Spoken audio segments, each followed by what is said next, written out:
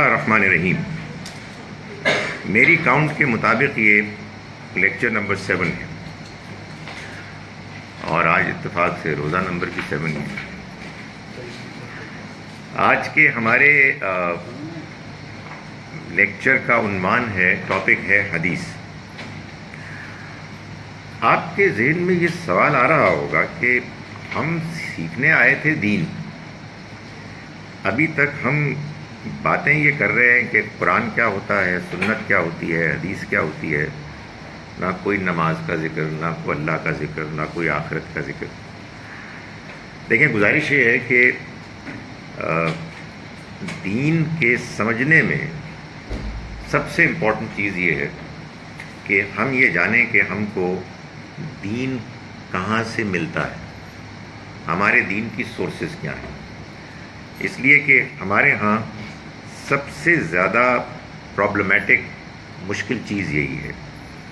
لوگ ہیں کہ جو دین کو بے تکلف بیان کرتے ہیں اور دوسرے لوگ سنتے ہیں اور وہ جو کچھ سنتے ہیں اس کو صحیح سمجھ لیتے ہیں.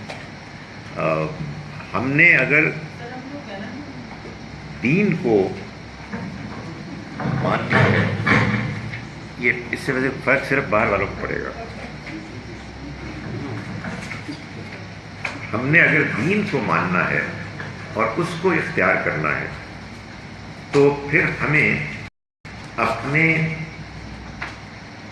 ہر دین کے فیصلے کے بارے میں یہ انڈرسٹینڈنگ ہونی چاہیے کہ ہم اس کو کیوں مان رہے ہیں، ایسے کیوں سمجھ رہے ہیں.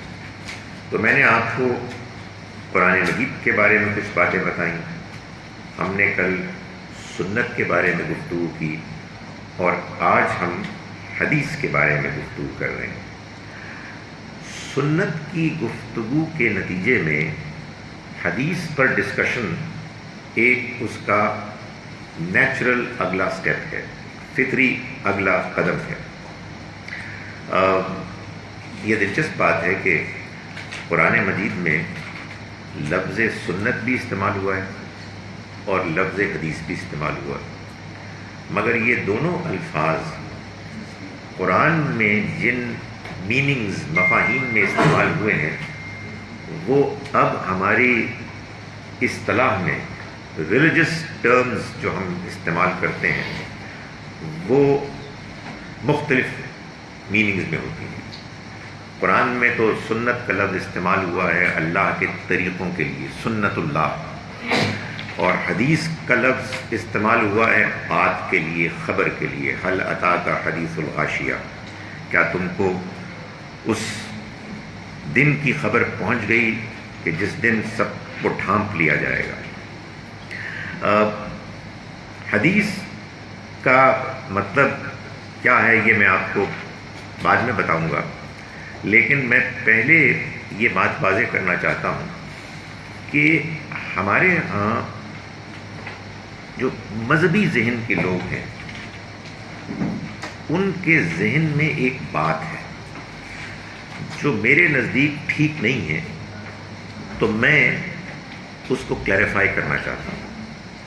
ہمارے ہاں عام طور پر مذہبی ذہن کے لوگ یہ خیال کرتے ہیں کہ چونکہ قرآن مجید میں یہ بات بار بار بیان ہوئی ہے کہ اطیعوا اللہ و اطیعوا الرسول، مسلمانوں تم اللہ کی اطاعت کرو، تم رسول کی اطاعت کرو، تو وہ یہ خیال کرتے ہیں کہ اللہ کی اطاعت تو ہوئی قرآن کو فالو کرنا اور رسول کی اطاعت ہوئی حدیث کو فالو کرنا. نہیں، یہ ایسے نہیں. اصل میں اللہ کی اطاعت کرو اور رسول کی اطاعت کرو، اس کا مطلب یہ ہے کہ اللہ کی اطاعت کرو یعنی رسول کی اطاعت کرو. اللہ خود دنیا میں بنفس نفیس نہیں آتا، اس نے اپنے پیغام اور مرضی کو دنیا والوں تک پہنچانے کے لیے اپنے رسول کا انتخاب کیا ہے. چنانچہ جب تم اللہ کے رسول کی پیروی کرو گے، ان کو فالو کرو گے، تو تم اللہ کو فالو کرو گے. من یطع الرسول، جو رسول کی اطاعت کرے گا، فقد اطاع اللہ، تو اس نے اللہ کی اطاعت کی۔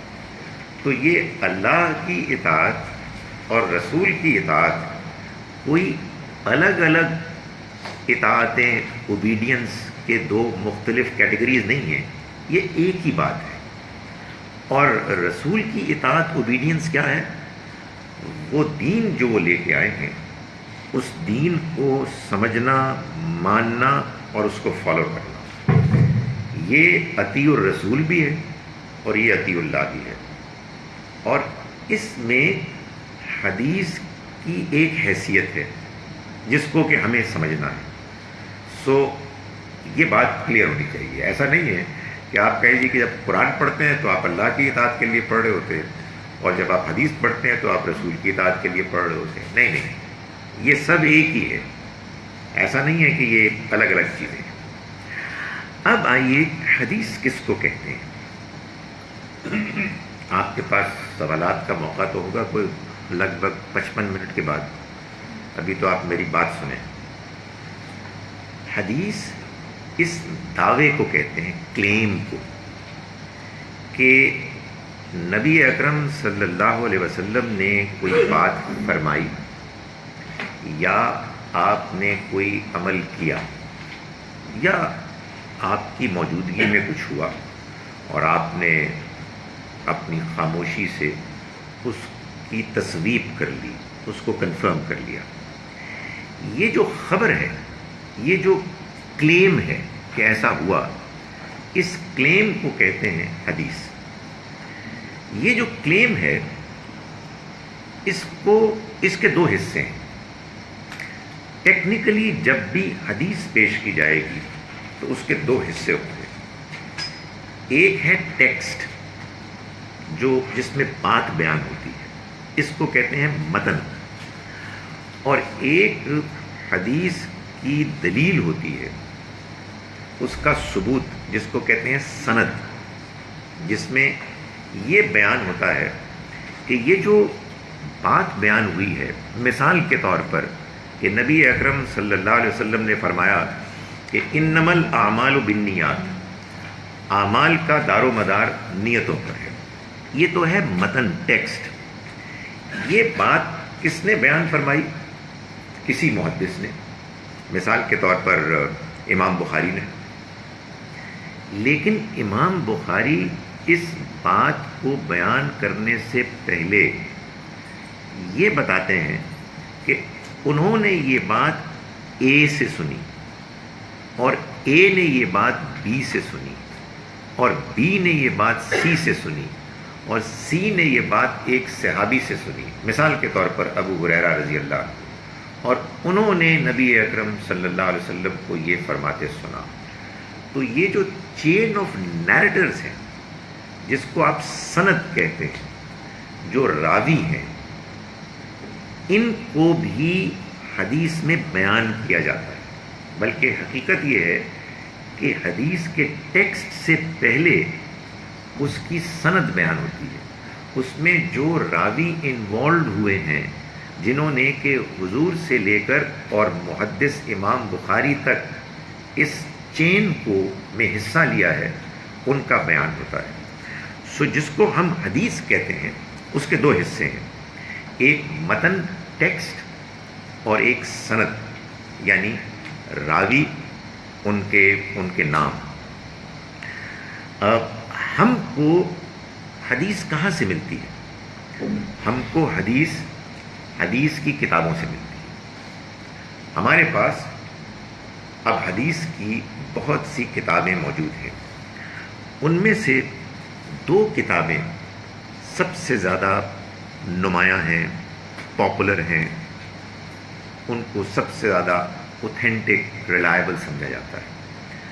ان میں سب سے زیادہ اوتھینٹک تو صحیح بخاری ہے۔ امام بخاری نے جس حدیث کی کتاب کو ترتیب دیا، امام بخاری کون ہے؟ یہ ایک عالم ہے جو 187 ہجری میں پیدا ہوئے اور 247 ہجری میں ان کا انتقال ہوا۔ آبویسلی انتقال سے کچھ پہلے ہی ان کی کتاب منظر عام میں آئی ہوگی، وچ ریلی مینس کہ تیسری صدی کے پہلے حصے میں ہجری، نبی اکرم صلی اللہ علیہ وسلم کے اس دنیا سے رخصت ہونے کے بعد انہی کے قریب قریب ریلائبلٹی کے لحاظ سے اینڈ دیئر فور پاپولیرٹی کے لحاظ سے جو دوسری بڑی کتاب ہے وہ ہے صحیح مسلم، امام مسلم کی۔ یہ امام بخاری کے کنٹمپریری ہیں، انہی کے زمانے کے ہیں اور ان کا کچھ تعلق بھی رہا ہے۔ 194 ہجری میں وہ پیدا ہوئے اور 252 ہجری میں ان کا انتقال ہوا۔ So almost the same time ان دونوں کا تھا۔ ان دونوں کی کتابوں کو کہا جاتا ہے کہ یہ حدیث کی صحیح ترین کتابیں ہیں۔ بخاری کے بارے میں تو جب لوگ مبالغہ ایگزیجریٹ کرنے آتے ہیں تو وہ یہ بھی کہتے ہیں کہ اللہ کی کتاب کے بعد اس دنیا میں صحیح ترین کتاب بخاری کی کتاب۔ تو یہ جو دو کتابیں ہیں امام بخاری کی اور امام مسلم کی، ان کو صحیح ہین بھی کہتے ہیں، یعنی وہ حدیث کی کتابیں کہ جو صحیح کا مطلب یہ اردو والا صحیح نہیں ہے۔ ہمارے یہاں عام طور پر جب یہ کہا یہ بڑی پرابلم ہے لینگویج کی کہ یہ حدیث کیسی ہے، تو جب اس کا جواب اردو ملتا ہے کہ یہ صحیح ہے، مگر یہ صحیح ہے، ٹھیک ہے۔ یہ اصل میں ایک اصطلاح ہے جو میں بھی آگے چل کے آپ کو بتاؤں گا کہ اس کا کیا مطلب ہے، لیکن فی الحال یہ دو کتابیں ہیں کہ جو سب سے زیادہ ریلائبل سمجھی جاتی ہیں۔ ان کے علاوہ ریلائبلٹی کے لحاظ سے چار کتابیں اور بھی ہیں۔ وہ کون سی ہیں؟ وہ ہیں کہ جو امام ترمذی کی ترتیب دی ہوئی ہے، جو امام ترمذی 279 ہجری میں جن کا انتقال ہوا، امام نسائی کی ہے جن کا انتقال 303 ہجری میں ہوا، امام داؤد کی ہے جن کا انتقال 275 ہجری میں ہوا، اور امام ابن ماجہ کی ہے جن کا انتقال 273 ہجری میں۔ سو آپ یہ دیکھیے کہ یہ 3rd سینچری ہجرہ، اس میں یہ ساری کتابیں منظر عام پر آئیں۔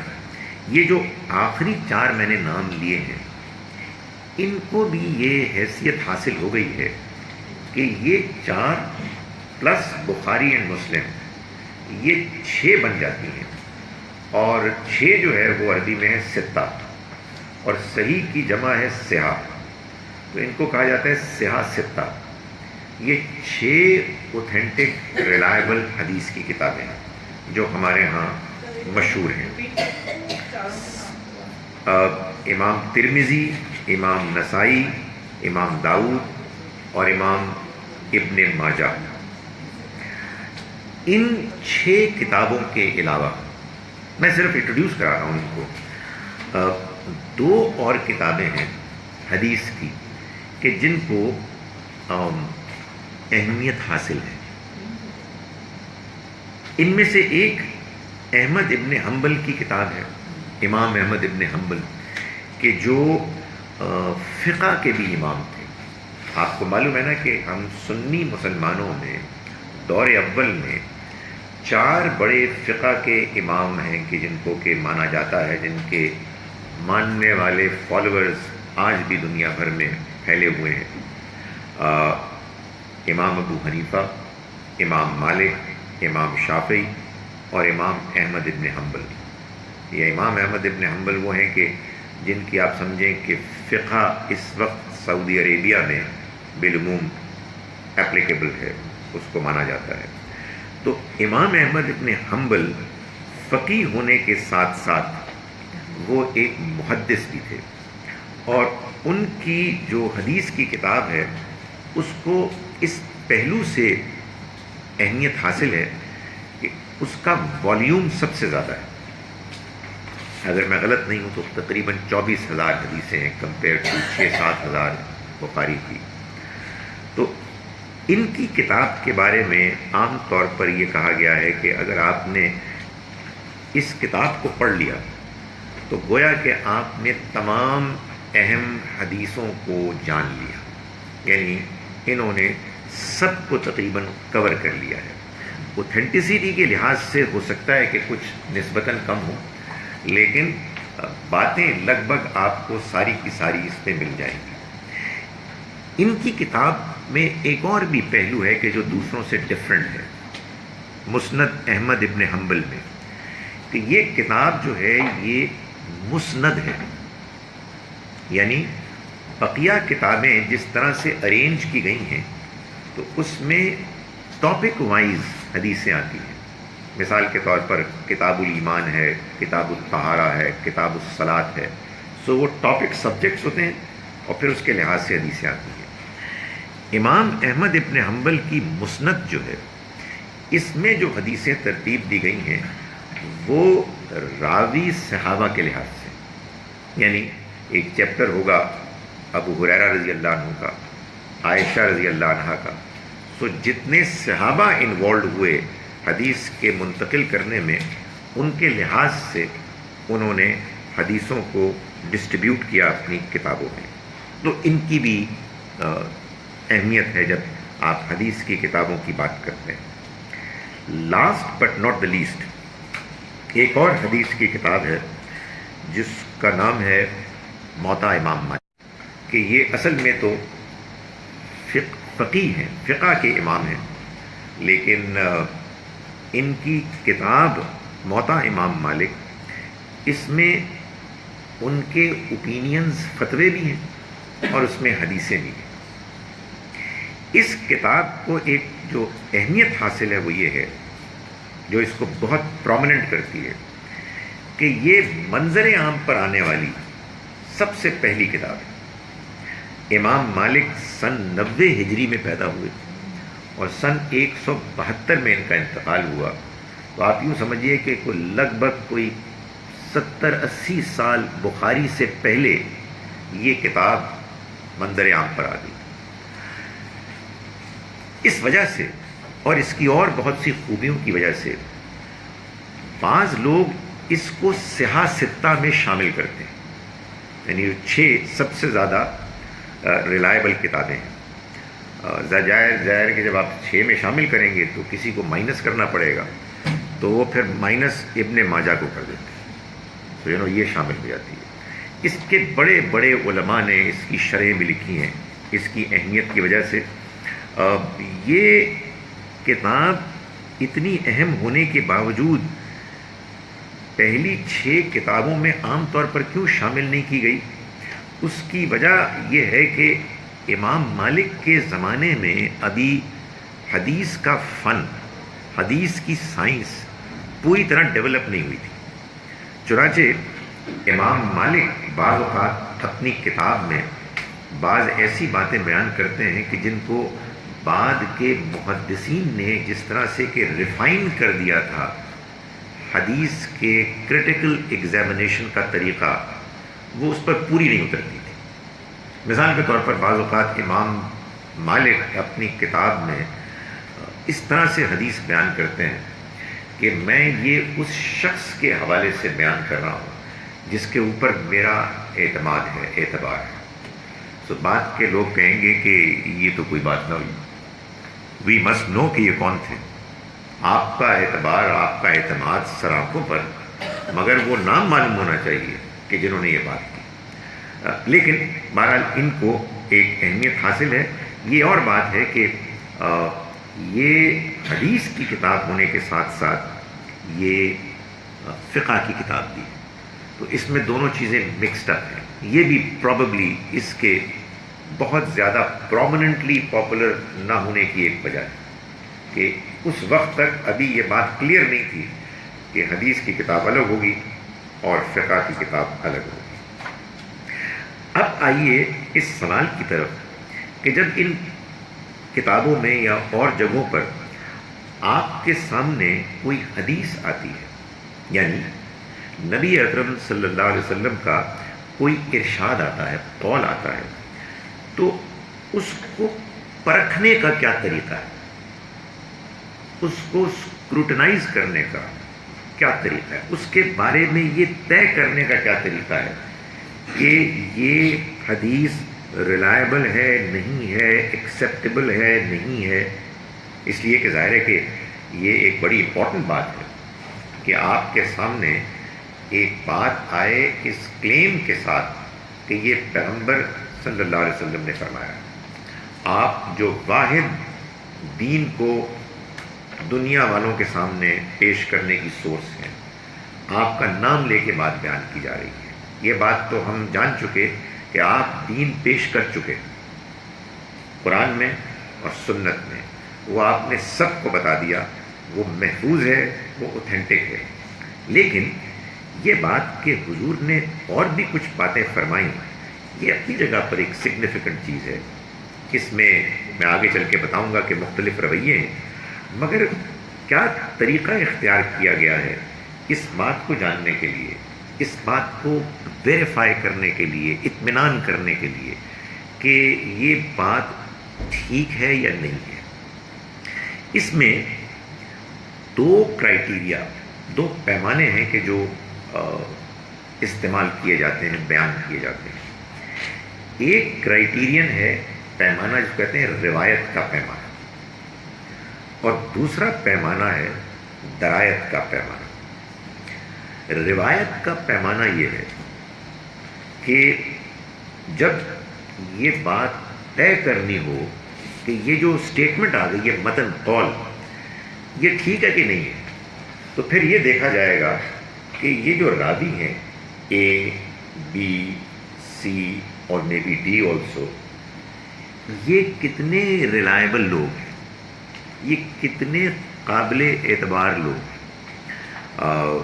چنانچہ امام بخاری کے بارے میں یہ بتایا جاتا ہے کہ انہوں نے اپنی کتاب میں انہی حدیثوں کو اکاموڈیٹ کیا جن حدیثوں کے راوی نیریٹرز کے بارے میں ان کا اطمینان تھا کہ وہ اس معیار پر، کرائٹیریا پر پورا اترتے ہیں کہ جو معیار انہوں نے ایک ایکسیپٹیبل راوی کے لیے طے کیے تھے، کہ اسے دیانتدار ہونا چاہیے، دین کا جاننے والا ہونا چاہیے، اس کی میموری اچھی ہونی چاہیے، اینڈ سو آن.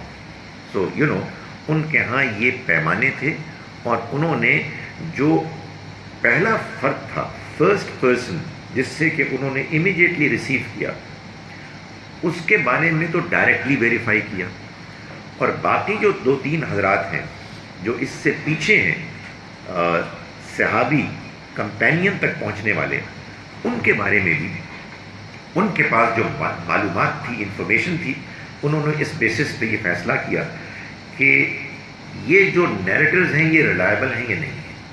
اس کو کہتے ہیں، یہ روایت کا پیمانہ ہے. اسی کو سند کہتے ہیں، یعنی سپورٹ کے لیے جو راوی اس میں انوالوڈ ہیں وہ کس کوالٹی کے ہیں، کتنے ریلائبل ہیں.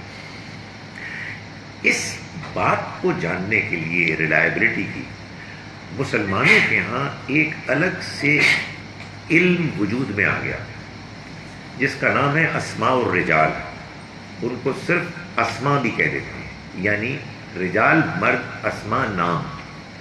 تو ان لوگوں کے نام کہ جو لوگ حدیث کی روایت کرنے میں انوالوڈ رہے ہیں، یہ آبویسلی آپ امیجن کریں کہ 200 سال کے عرصے میں hundreds and thousands of people got involved, اور ان کے آپ کہیے ڈیٹا بیس اب موجود ہے، ان کے نام موجود ہیں، ان کے بارے میں اوپینینز موجود ہیں کہ یہ لوگ کتنے ریلائبل ہیں، کہ کیا بیک گراؤنڈ ہے. ان کے بارے میں محدثین نے بہت بحثیں کی. اور بائی دا وے، ان بحثوں میں ایسا بھی ہے کہ بعض ایسے نیریٹرز راوی ہیں امپورٹنٹ جنہوں نے بہت حدیثیں نقل کی، جن کے بارے میں بعض لوگ کہتے ہیں کہ بہت شریف، بہت نیک، بہت آنیسٹ، بہت ریلائبل، اور دوسرے کہتے ہیں جھوٹے، مکار، دھوکہ باز. یہ بھی ہے. سو ڈفرینس آف اوپینین ہے، اور ہونا بھی چاہیے. آبویسلی انسانوں کے بارے میں انسان جب اوپینینس فارم کریں گے تو ایک بندہ آپ کو لگے گا کہ کیا بات ہے فرشتہ ہے، اور اس کے اندر کہوں گے شیطان ہے بالکل. تو یہ ہو جاتا ہے مختلف لوگوں کو مختلف لوگ ڈفرینٹ طریقوں سے دیکھتے ہیں. تو یہ اختلاف بھی ہے. یہ بڑا ٹیکنیکل سبجیکٹ ہے اور ہمارے ہاں اس کے کم ماہرین موجود ہیں. آج کے دور میں بھی بعض ماہرین ہیں، بہت کم ہیں. ایک ریسنٹ پاسٹ میں ایک بڑے آدمی جو گزرے وہ شیخ ناصر الدین البانی ہیں. البانیہ جو یورپین کنٹری ہے اس کے وہ نیشنل تھے، لیکن انہوں نے دین کے علم میں بڑا رسوخ حاصل کیا، اور انہوں نے انہی ناموں کی انویسٹیگیشن میں جو انفارمیشن ان کے پاس اب تھی، جو اب ظاہر ہے کہ زیادہ ہے، انہوں نے ایک فریش ایک ری وزٹ کیا ان تمام حدیثوں میں، اور انہوں نے بخاری اور ساری مشہور کتابوں کی دوبارہ نئے ایڈیشن چھاپے اپنے طور پر، جس میں سے انہوں نے بعض حدیثوں کو نکال دیا، اس لیے کہ ان کے نزدیک ان میں سے بعض راوی وہ ہیں کہ جو ریلائبل نہیں تھے. سو یہ ایک کرائیٹیرین ہے جس کی بنیاد پر حدیث کے بارے میں یہ فیصلہ کیا جاتا ہے کہ کوئی حدیث جو آپ کے پاس آئی ہے وہ قابل اعتبار ہے یا نہیں. میں اس کی آپ کو ایک چھوٹی سی مثال دیتا ہوں. یہ ایک اہم مسئلہ ہے جس میں بعض اوقات اس طرح کی باتیں بھی ہوتی ہیں. آپ کو معلوم ہے کہ ہمارے ہاں ایک بڑا مسئلہ ہے عائشہ رضی اللہ عنہا کی عمر کے بارے میں، کہ آپ کی حضور صلی اللہ علیہ وسلم کے سے نکاح کے موقع پر کیا عمر تھی. بعض لوگ 6 7 8 9 بھی کہتے ہیں، بعض لوگ 17 18 19 کہتے ہیں. اینی وے یہ ایک الگ مسئلہ ہے. لیکن وہ لوگ کہ جو اس کو کرٹیسائز کرتے ہیں کہ نکاح کے موقع پر 6 اور رخصتی کے موقع پر 9 سال عمر تھی، وہ یہ کہتے ہیں کہ اس حدیث یا واقعے کو نقل کرنے والے ایک راوی بڑے ریلائبل تھے، مگر ان کی زندگی کے 2 دور تھے. ایک دور وہ تھا کہ جو کوفے میں جانے سے پہلے تھا، اور ایک کوفے جانے کے بعد تھا. لوگوں کا میں سے بعض کا کہنا یہ ہے کہ کوفے جانے کے بعد وہ اتنے بوڑھے ہو گئے تھے کہ ان کی بات ریلائبل نہیں رہی تھی، اور ان کا کہنا یہ ہے کہ یہ حدیث انہوں نے بیان کی کوفے میں. سو اس طرح سے بھی کرٹیکلی ایگزامن کیا جاتا ہے حدیث کے اس انفارمیشن کو اس کے راوی، اس کے نریٹ کرنے والوں کی طرف سے. دوسرا پیمانہ ہے درایت کا پیمانہ.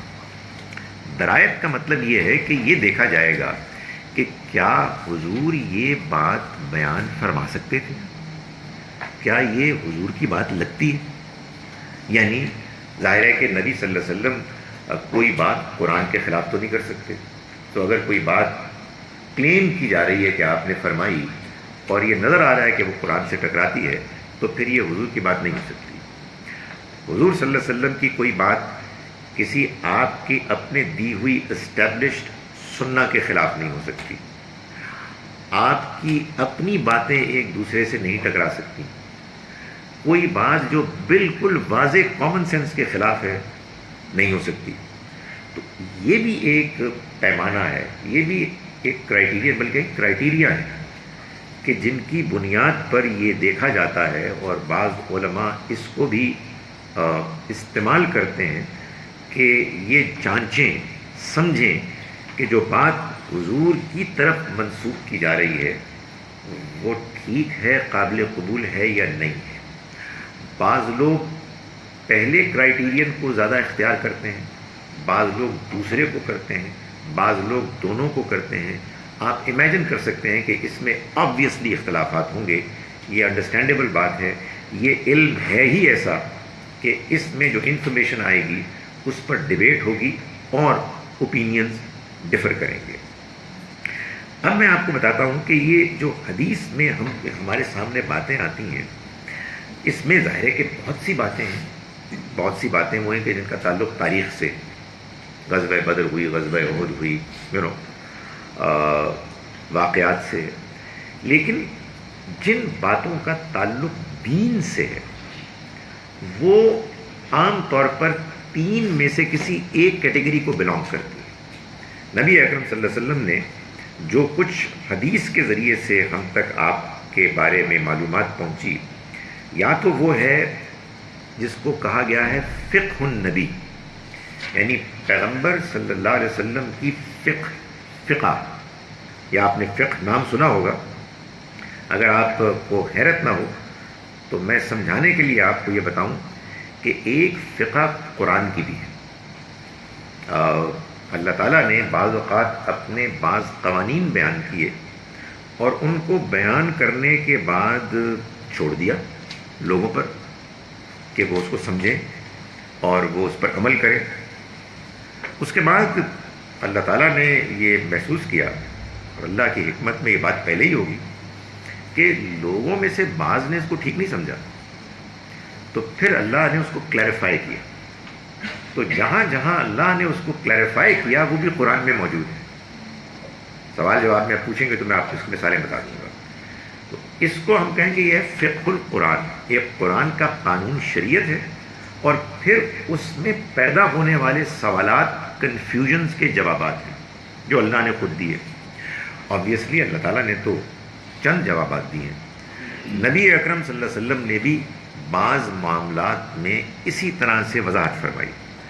تو یہ جو آپ کی وضاحتیں، کلیریفیکیشنز، کنفیوژنز کے جوابات ہیں، یہ بھی فقہ ہے، اس کو فقہ النبی کہتے ہیں۔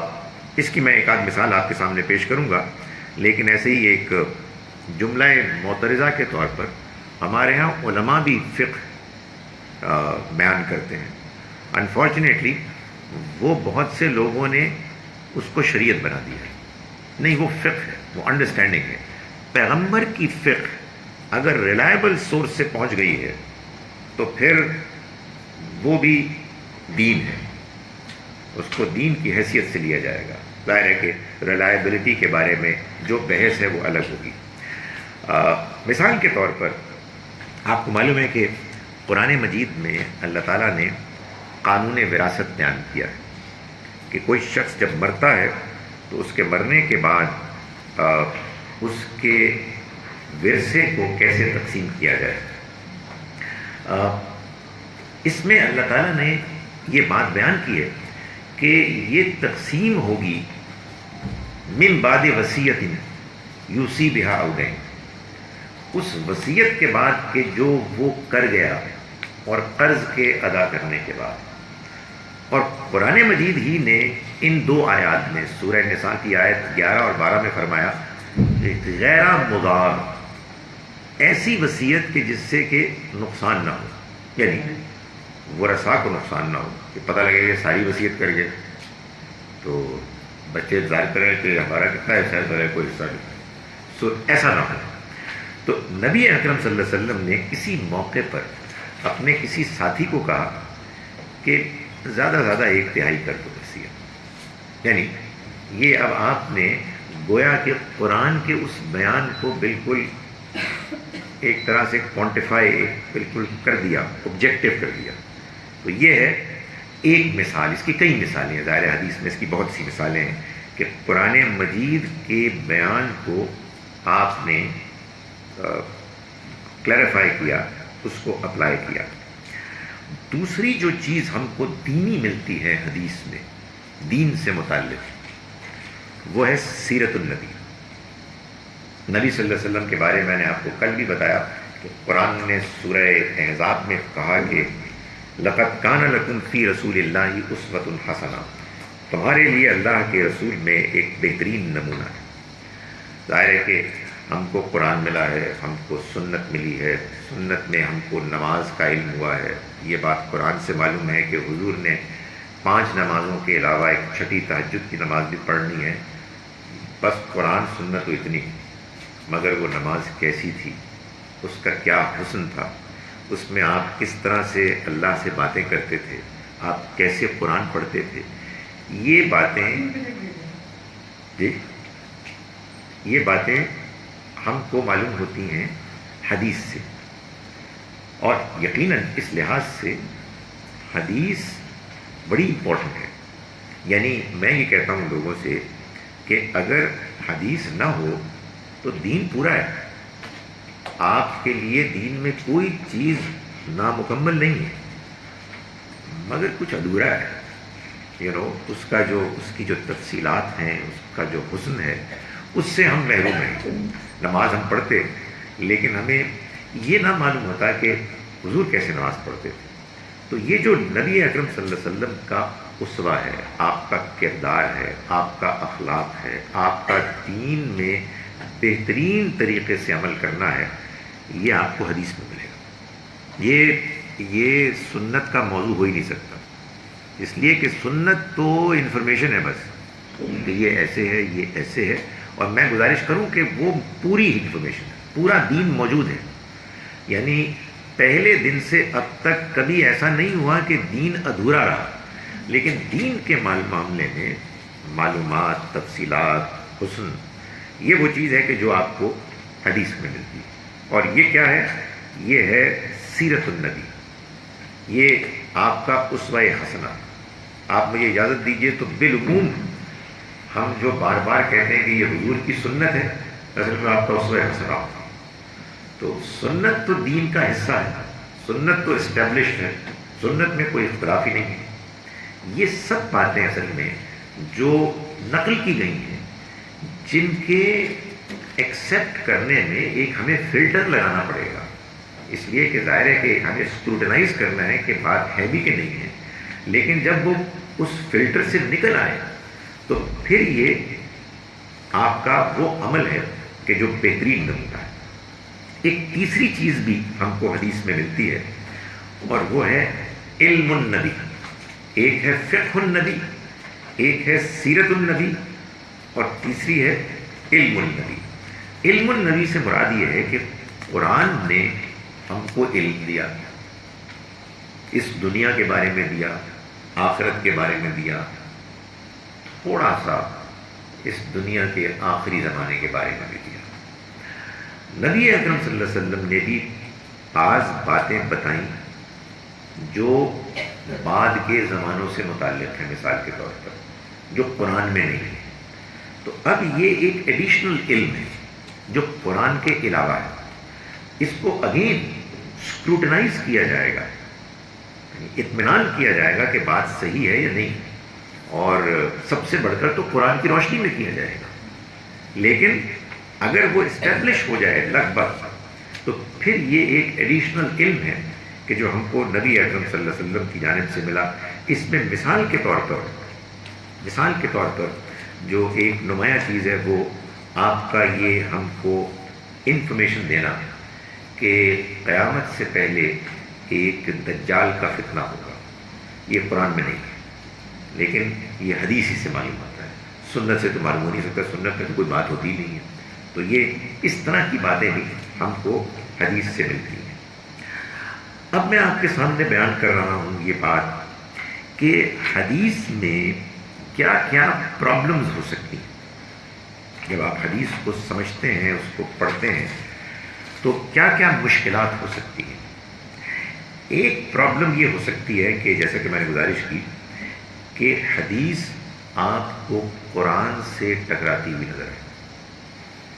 ایک واقعہ بیان کیا جاتا ہے حدیث کی کتابوں میں ہے کہ عائشہ رضی اللہ عنہا کے سامنے ایک حدیث بیان ہوئی ایک صحابی کی طرف سے. زیادہ گمان یہ ہے کہ وہ عبداللہ ابن عمر رضی اللہ عنہ تھے. آپ امیجن کریں اس حدیث کی اوتھینٹسٹی. بخاری کی جو حدیث ہوتی ہے نا، اس میں اے بی سی اور بی کتبی ہوتے ہیں اور پھر صحابی ہوتے ہیں. عائشہ رضی اللہ عنہ کے پاس جو حدیث آئی اس میں کچھ بھی نہیں تھا، صرف صحابی تھے، اور بات ان کی طرف سے ڈائریکٹلی پہنچی. کیا یہ پہنچی کہ وہ یہ فرماتے ہیں کہ نبی اکرم صلی اللہ علیہ وسلم نے یہ فرمایا کہ جب مرنے والے پر رونے والیاں روتی ہیں تو اس کی تکلیف مرنے والے کو ہوتی ہے. جب یہ بات نبی صلی اللہ علیہ وسلم کی بات حضرت عائشہ کو پہنچی تو آپ نے فرمایا یہ نہیں ہو سکتا. اللہ رحم کرے عبداللہ پر، بہت اچھے آدمی ہیں، لیکن یہ بات ٹھیک نہیں، یہ ہو کیسے سکتا ہے؟ قرآن کہتا ہے، اور پھر آپ نے کوٹ کیا، قرآن کہتا ہے کہ لا تزر وازرۃ وزر اخری، کوئی بوجھ اٹھانے والا کسی دوسرے کا بوجھ نہیں اٹھائے گا. تو یہ کیسے ہو سکتا ہے کہ غلطی رونے والیوں کی تھی اور تکلیف مرنے والے کو ہو رہی ہے؟ دیکھیں کیا نفیس تنقید ہے کہ قرآن اس کا انکار کرتا ہے کہ یہ ہو سکتا ہو کہ غلطی کسی کی بوجھ کوئی اور اٹھائے. یہ ہے اصل میں کانفلکٹ. پھر انہوں نے بتایا کہ اصل میں ہوا یہ تھا کہ ایک یہودی مرا، اس کا جنازہ جا رہا تھا اور کچھ عورتیں رو رہی تھیں. تو آپ نے فرمایا کہ وہاں وہ رو رہی ہیں اور وہاں اس پر عذاب ہو رہا ہے. یہ دو الگ الگ باتیں ہیں. اس پر عذاب ہو رہا ہے، انہوں نے دونوں کو جوڑ دیا. یہ راوی میں ہوتا ہے، دیانتدار راوی کر لیتا ہے، غلطی ہو جاتی ہے اس سے. وہ بعض باتوں کو کہ جو الگ الگ ہوتی ہیں ان کو مکس اپ کر جاتا ہے، کانٹیکسٹ نہیں سمجھ پاتا. پرابیبلی اصل بات یہ تھی کہ آپ نے فرمایا کہ یہاں یہ رو رہی ہیں اور وہاں اس پر عذاب ہو رہا ہے. یعنی یہاں یہ رو رہی ہیں اس بات پر کہ وہ مر گیا، رونے والی بات تو یہ کہ اس پر عذاب ہو رہا ہے.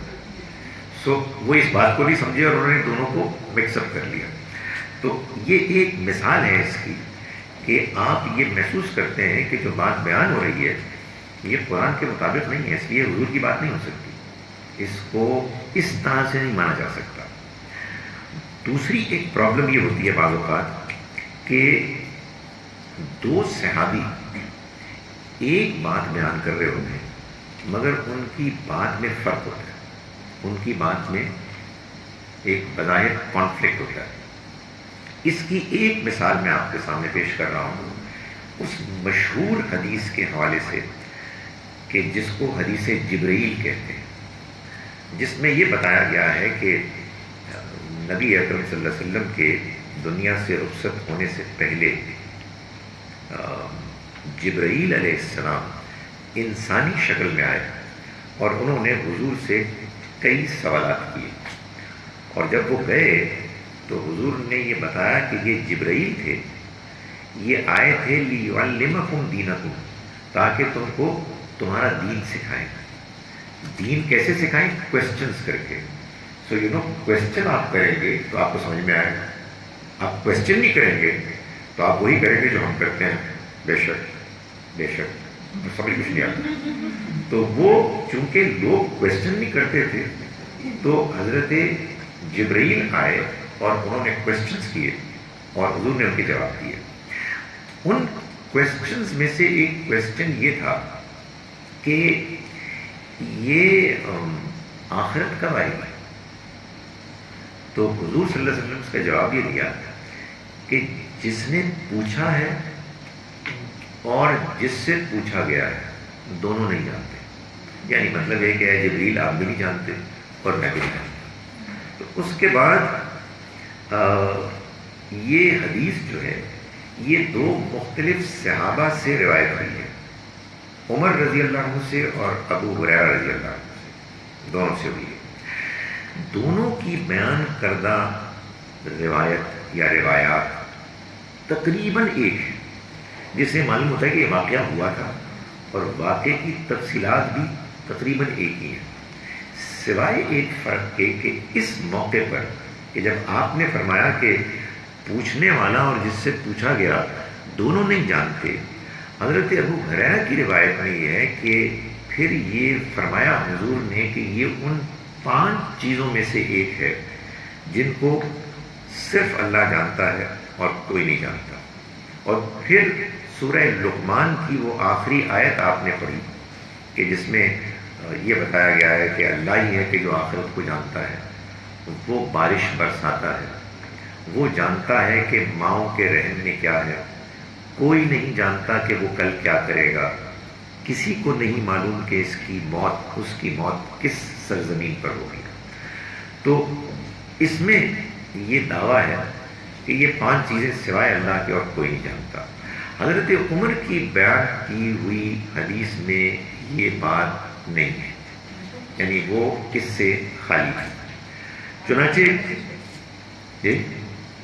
چنانچہ یہ ہوا کہ بعد میں جب اس سوال اٹھے کہ یہ بات ہے کیا، تو ظاہر ہے کہ یہ بات کہ بارش کب ہوتی ہے تقریباً اس کا پتہ لگ جاتا ہے، ماں کے رحم میں کیا ہے اس کا بھی پتہ لگ جاتا ہے۔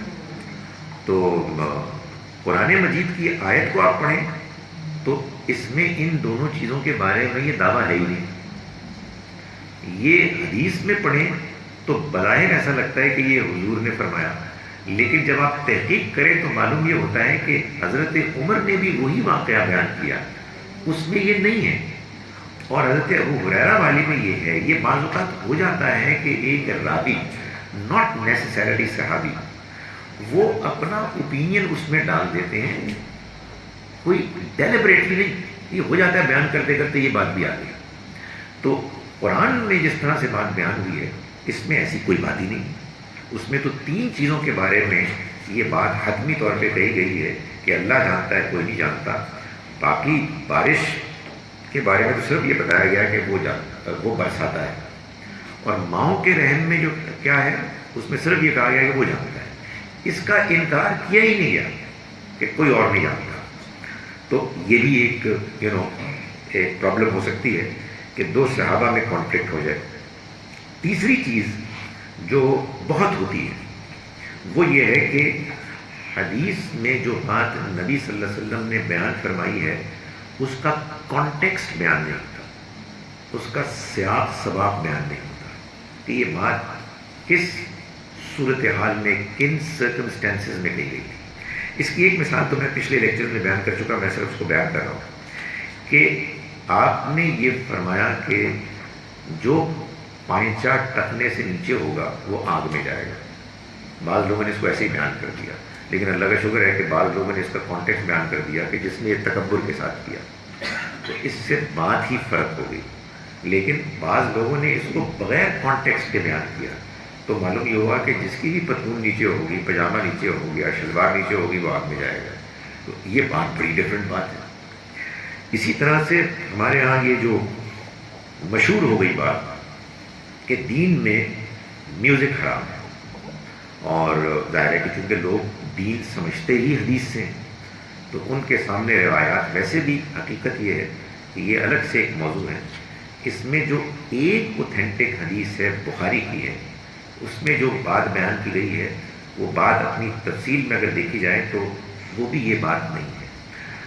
قرآن سے یہ معلوم ہوتا ہے کہ اللہ نے جتنی بھی زینتیں، خوبصورتیاں ہیں، اگر وہ فحش نہیں ہے، اگر ان کے اندر شرک نہیں ہے، اگر ان کے اندر زیادتی نہیں ہے، تو یہ اللہ کی نعمتیں ہیں، اللہ نے اپنے بندوں ہی کے لیے بنائی ہیں۔ ظاہر ہے کہ جس کو آپ خوبصورتی کہتے ہیں، جس کو آپ زینت کہتے ہیں، وہ بعض اوقات دیکھنے کی چیز ہوتی ہے، بعض اوقات سننے کی ہوتی ہے، بعض اوقات چکھنے کی ہوتی ہے، بعض اوقات سونگھنے کی ہوتی ہے، بعض اوقات چھونے کی ہوتی ہے۔ یہ جو ہمارے سینس پرسیپشن ہے، ان سب میں دنیا میں بہت سی چیزیں ایسی ہیں کہ جو ہمارے لیے اٹریکٹیو بنائی گئی ہیں۔ تو لیکن ظاہر ہے کہ اگر کوئی میوزک فحش ہے، اگر کوئی میوزک اللہ کی یاد سے غافل کر رہی ہے، اگر کسی میوزک میں شرک ہے، تو یقیناً نبی صلی اللہ علیہ وسلم نے اس کو کنڈیم فرمایا ہوگا۔ لیکن یہ بات کہ آپ نے ایک اکراس دا بورڈ بالکل سویپنگ سٹیٹمنٹ دی ہو کہ یہ حرام ہے، یہ ظاہر ہے وہ چیز ہے کہ جو کانٹیکسٹ کے بغیر بیان ہوئی ہے، اور معلوم یہ ہوتا ہے کہ اس کے نتیجے میں لوگوں کے اوپینینز فارم ہو گئے۔ اسی طرح سے میں ایک اور ایگزامپل اس کی میں بعد میں دوں گا، لیکن ایک مثال میں دے چکا ہوں چراغ بجھانے کی، کہ آپ نے فرمایا کہ تم چراغ بجھا کے سویا کرو، تو دوسری حدیث سے معلوم ہوا کہ اصل میں پوری بات یہ تھی کہ تم چراغ بجھا دو ورنہ چوہا آگ لگا دے گا، تم سوئے ہوئے ہوگے، وہ پکڑے گا اور وہ آگ لگا دے گا۔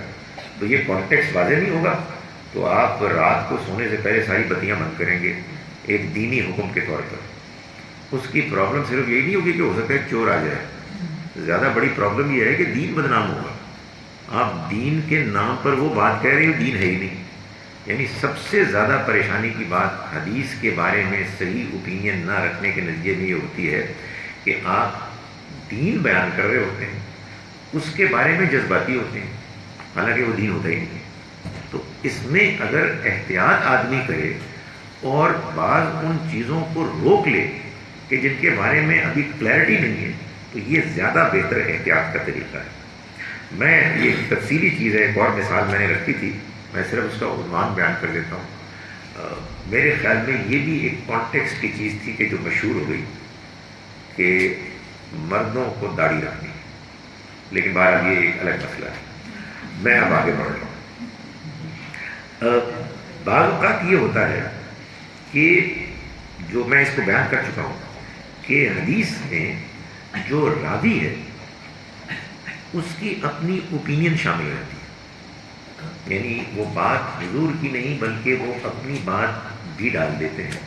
اس میں بعض اوقات ایسا بھی ہوا ہے کہ مثال کے طور پر ایک راوی نے ایک بات بیان کی، بظاہر ایسا لگتا تھا کہ حضور نے بیان فرمائی، لیکن بات اس میں یہ تھی کہ میری ماں موجود ہے اور میں اس کی خدمت نہ کروں، یہ کیسے ہو سکتا ہے؟ مطلب اس طرح کی بات۔ تو ہم سب جانتے ہیں کہ نبی صلی اللہ علیہ وسلم کی والدہ تو بہت آپ کے بچپنے میں دنیا سے رخصت ہو گئی، تو یہ ہو نہیں سکتا کہ یہ بات آپ کی اپنی بات ہو۔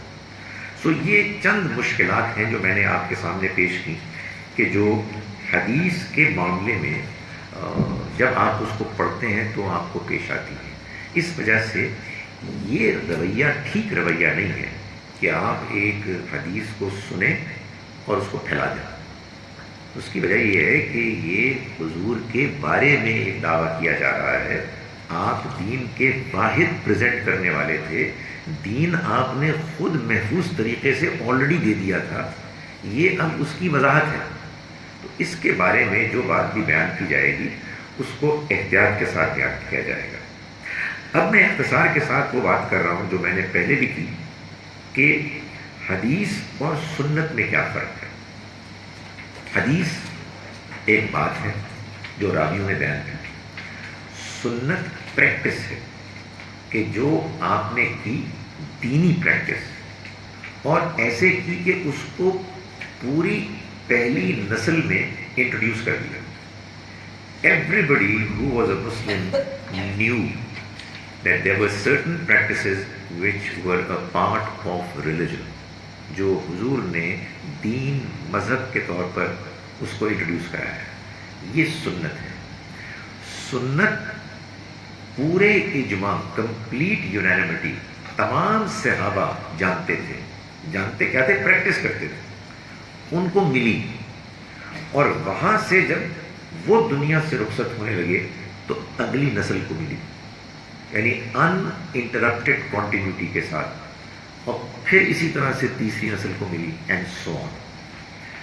حدیث نبی اکرم صلی اللہ علیہ وسلم کی ارشادات، آپ کے اعمال، آپ کے زمانے کے واقعات، چند لوگوں نے، ناٹ ایوری بڈی، not the majority of them, ایک ٹائنی مائنورٹی نے جو دیکھا یا سنا، انہوں نے اگلی نسل میں سب کو نہیں، بہت سو کو نہیں، چند کو منتقل کر دیا، اور ان چند نے پھر آگے چند کو منتقل کر دیا، تا وقت کہ یہ ہمارے محدث علماء نے ان کو ریسیو کیا اور اس چین کو انویسٹیگیٹ کیا۔ So you see the difference. یہ دو بالکل الگ علم کے ذرائع ہیں جن کو کہ اللہ کرے کہ یہ امت سمجھے، جس طرح سے دین دیا گیا ہے اس دین کو اپریشیٹ کریں۔ لوگ غصے میں آ جاتے ہیں، لوگ جذباتی ہو جاتے ہیں، یہ سمجھتے ہی نہیں ہے کہ بھائی دین خدا نے دیا ہے، خدا کے پیغمبر نے دیا ہے، وہ جس طرح دیا ہے اس کو سمجھو، وہ سب کے لیے ہے۔ اس طرح سے اگر تم دین کو سمجھو گے اس میں بڑے سیریس سوالات پیدا ہو جائیں گے، کیونکہ لوگوں کو کوئی پرابلم نہیں ہوتی سوالات سے۔ سوالات کرنے والے کے تو منہ بند کر دیتے ہیں، بلکہ ان کو مارنے لگتے ہیں، تو اس لیے ہمیں کوئی پرابلم نہیں ہوتی۔ لیکن سچی بات یہ ہے کہ اگر آپ نے دین کو ماننا ہے، تو اگر آپ نے سیریسلی ماننا ہے تو سمجھے بغیر مانا ہی نہیں جا سکتا۔ اور میں ایک اور وارننگ آپ کو دوں، دھمکی، آپ ہو سکتے ہیں مان لیں، آپ کے بچے نہیں مانے گا، اور بچے آپ کو مجبور کریں گے کہ اما جان ڈیڈی آپ اپنے دین کو ٹھیک طرح سنیں، اس لیے کہ وہ دن گئے جب فاختہ اڑاتے تھے کون، اور اپنے روزے میں وہ یاد نہیں آ رہا، خلیل میں یاد سو اب صورتحال بدل گئی ہے، اور اللہ کا شکر کرے بدل گئی، اس لیے کہ سنی سنائی بات ادھر سے سنی ادھر سے سنی، میرے والد یہ کرتے تھے، میری والدہ یہ کرتی تھیں، اور اس کو اختیار کیا، تو اس کو ایسے سمجھنا ہے۔ تاہم اس کا یہ ہرگز مطلب نہیں ہے کہ حدیث کوئی معمولی چیز ہے، حدیث کو اگنور کیا جا سکتا ہے، لیکن حدیث اور سنت میں ایک واضح فرق ہے۔ میں اس کو ایک مثال سے، میں نے کئی مرتبہ اس کو اپنی بعض نشستوں میں بیان کیا، میں آپ کو بھی سمجھاتا ہوں کہ ہوتا کیا ہے۔ ہمارے ایک دوست نے جو میرے کلاسز میں آتے رہے ہیں، انہوں نے مجھے یہ بتایا کہ وہ چائنا گئے، اور چائنا کے کسی شہر میں انہوں نے ایک ایسی مسجد دیکھی کہ جس کے بارے میں یہ دعویٰ تھا کہ وہ 1 صدی میں بنی، 1 صدی ہجری میں۔ تو بہت خوش تھے، انہوں نے اس میں نماز بھی پڑھی، اور انہوں نے کہا کہ بڑی خوشی ہوئی دیکھ کے اس کو، اور اس کے بارے میں یہی کہا جاتا ہے کہ وہ صحابہ کرام میں سے بعض یہاں تک آ گئے تھے اور انہوں نے وہ مسجد بنائی۔ لیکن ان کا یہ خالد ایک اس میں بڑی پرابلم ہے۔ میں نے کہا کیا پرابلم ہے؟ پرابلم یہ ہے کہ اس کی دیواروں پر چڑیوں کی تصویریں ہیں۔ میں نے کہا یہ کوئی پرابلم ہی نہیں ہے، یہ تو مسلمانوں کو 3 صدی میں پتہ لگا کہ چڑیوں کی تصویریں حرام ہیں۔ 1-2 صدیوں میں تو مسلمانوں کو پتہ ہی نہیں تھا، یہ تو بعد میں حدیث آئی ہے جس کے نتیجے میں یہ معلوم ہوا کہ جاندار کی تصویریں حرام ہیں۔ تو سوال یہ پیدا ہوتا ہے کہ پہلی 2 صدیوں کا جو دین تھا وہ کیا مختلف تھا، وہ کیا کم تھا؟ تو اللہ تعالیٰ نے فرمایا کہ میں نے آج کے دن تمہارے لیے تمہارا دین مکمل کر دیا۔ سو what I'm trying to say is کہ سنت یہ ایک الگ چیز ہے، سنت کا بیان حدیث میں بھی آ گیا، جس وجہ سے لوگ کنفیوز ہوتے ہیں کہ ہم نے سنت حدیث سے سیکھی ہے۔ نہیں، سنت پریسیڈز حدیث۔ ایک اور بات مجھے کہنے کی اجازت دیں، سنت پریسیڈز ایون دا قرآن۔ سنت پہلے تھی، قرآن بعد میں آیا۔ یہ سنت ابراہیمی ہے، یہ نمازیں تو پہلے سے چلی آ رہی ہیں۔ قرآن تو آج سے 1400 سال پہلے سے ذرا پہلے آیا ہے، لیکن یہ حج تو پہلے سے ہو رہا تھا۔ نبی اکرم صلی اللہ علیہ وسلم نے اس کو روایت بھی نہیں کہنا چاہیے، اس کو صحیح شکل میں اسٹیبلش کر کے دوبارہ اس کو دینی حیثیت دے کے جاری کر دیا۔ تو یہ دونوں میں فرق ہے۔ اب آخر میں ایٹیٹیوڈ ٹورڈز حدیث۔ ہمارے یہاں مسلمانوں میں حدیث کے بارے میں اگین موٹے موٹے 3 ایٹیٹیوڈز ہیں۔ ایک ایٹیٹیوڈ ہے کمپلیٹ ایکسیپٹنس۔ جب کوئی حدیث، بات تو خیر اتنے اس کے بارے میں لاپرواہ ہیں کہ بس نام آ گیا، نبی صلی اللہ علیہ وسلم نے فرمایا ختم ہوئی بات، یہ دین ہے، اور حدیثیں کیا کہتی ہیں، سنت میں کیا ہے، قرآن کیا ہے، نو پرابلم، نام آ گیا بس۔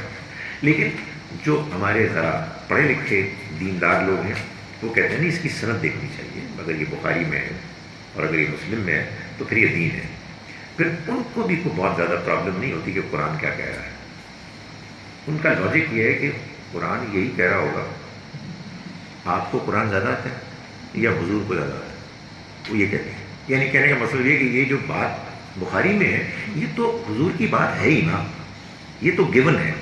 تو ایک یہ ایٹیٹیوڈ ہے کمپلیٹ ایکسیپٹنس، کہ جو بات حدیث میں آ گئی، جب امام بخاری نے یہ فرما دیا کہ یہ میرے نزدیک صحیح ہے تو پھر یہ صحیح ہے۔ تو میں تو پہلے بھی آپ کو بتا چکا ہوں کہ ایسے لوگوں کے جذبات نبی صلی اللہ علیہ وسلم کے حق میں نہیں ہیں بلکہ امام بخاری کے حق میں، کہ انہوں نے اگر تحقیق کر کے بتا دی تو تم کون ہوتے ہو اس پر اعتراض کرنے والے۔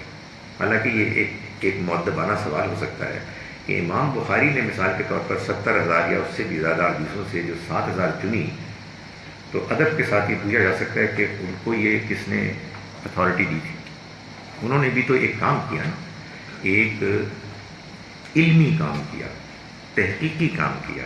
انہوں نے اپنی محنت سے، اپنی صداقت سے، اپنے سنسیرٹی سے لوگوں میں ایک اعتماد پیدا کر دیا، جو بائی دا وے شروع میں نہیں تھا، سخت مخالفت ہوئی ہے۔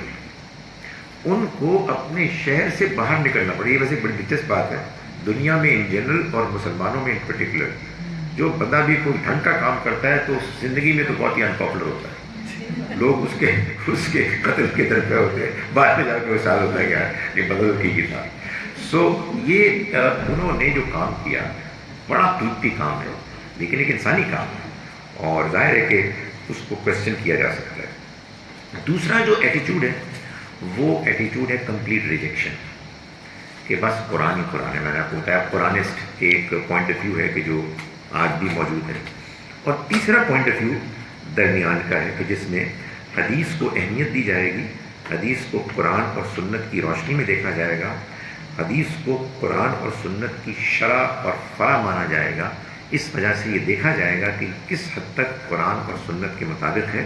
اس میں اختلاف بھی ہوگا اور اختلاف میں کوئی مسئلہ نہیں ہے، ڈسکشن ہونی چاہیے اور ایک دوسرے کی بات سمجھنی چاہیے. جو بات سمجھ میں آ جائے اس کو ماننا چاہیے، لیکن دوسرے کی بات پر غور کرتے رہنا چاہیے. میں چند بس عنوانات ہیں جن کو بیان کر کے اپنی بات ختم کر رہا ہوں، اس لیے کہ ورنہ بات لمبی ہو جائے گی.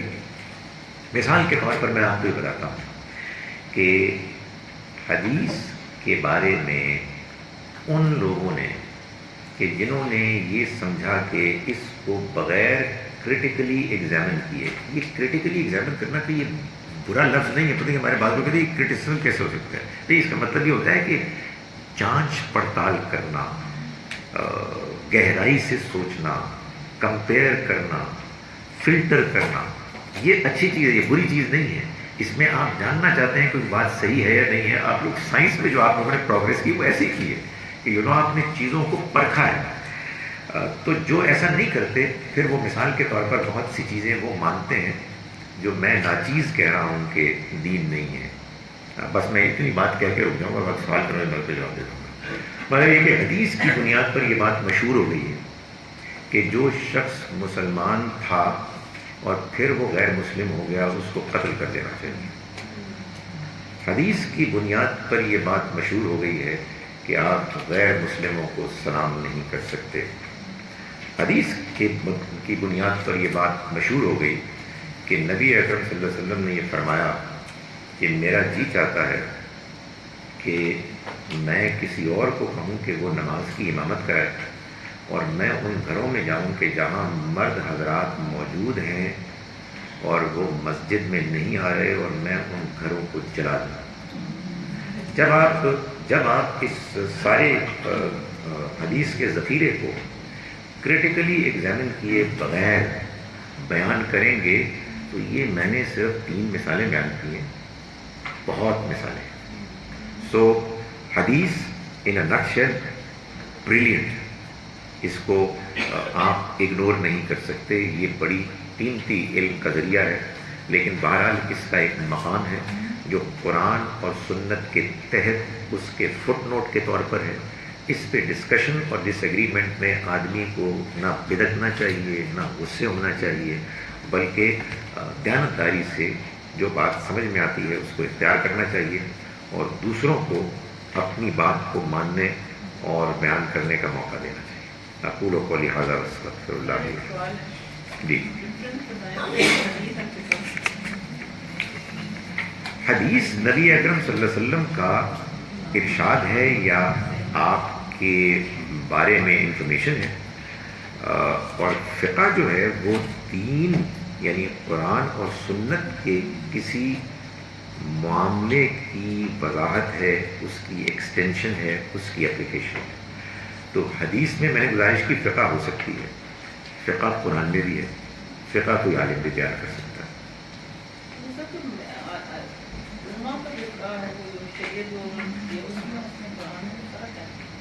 نہیں، قرآن تو اللہ کا کلام ہے. حدیث اگر اسٹیبلش ہو جاتی ہے تو وہ رسول اللہ صلی اللہ علیہ وسلم کا ارشاد ہے اور علماء کی اوپینین ہوتی، اس لیے اس میں تو ڈس ایگریمنٹ ہو سکتا ہے، ہونا چاہیے. وہ دین کی حیثیت پر ہے. جی، فقہ آپ کو اگر کوئی سمجھ میں آ گئی تو بالکل ٹھیک ہے، آپ کے نزدیک فرق نہیں ہے.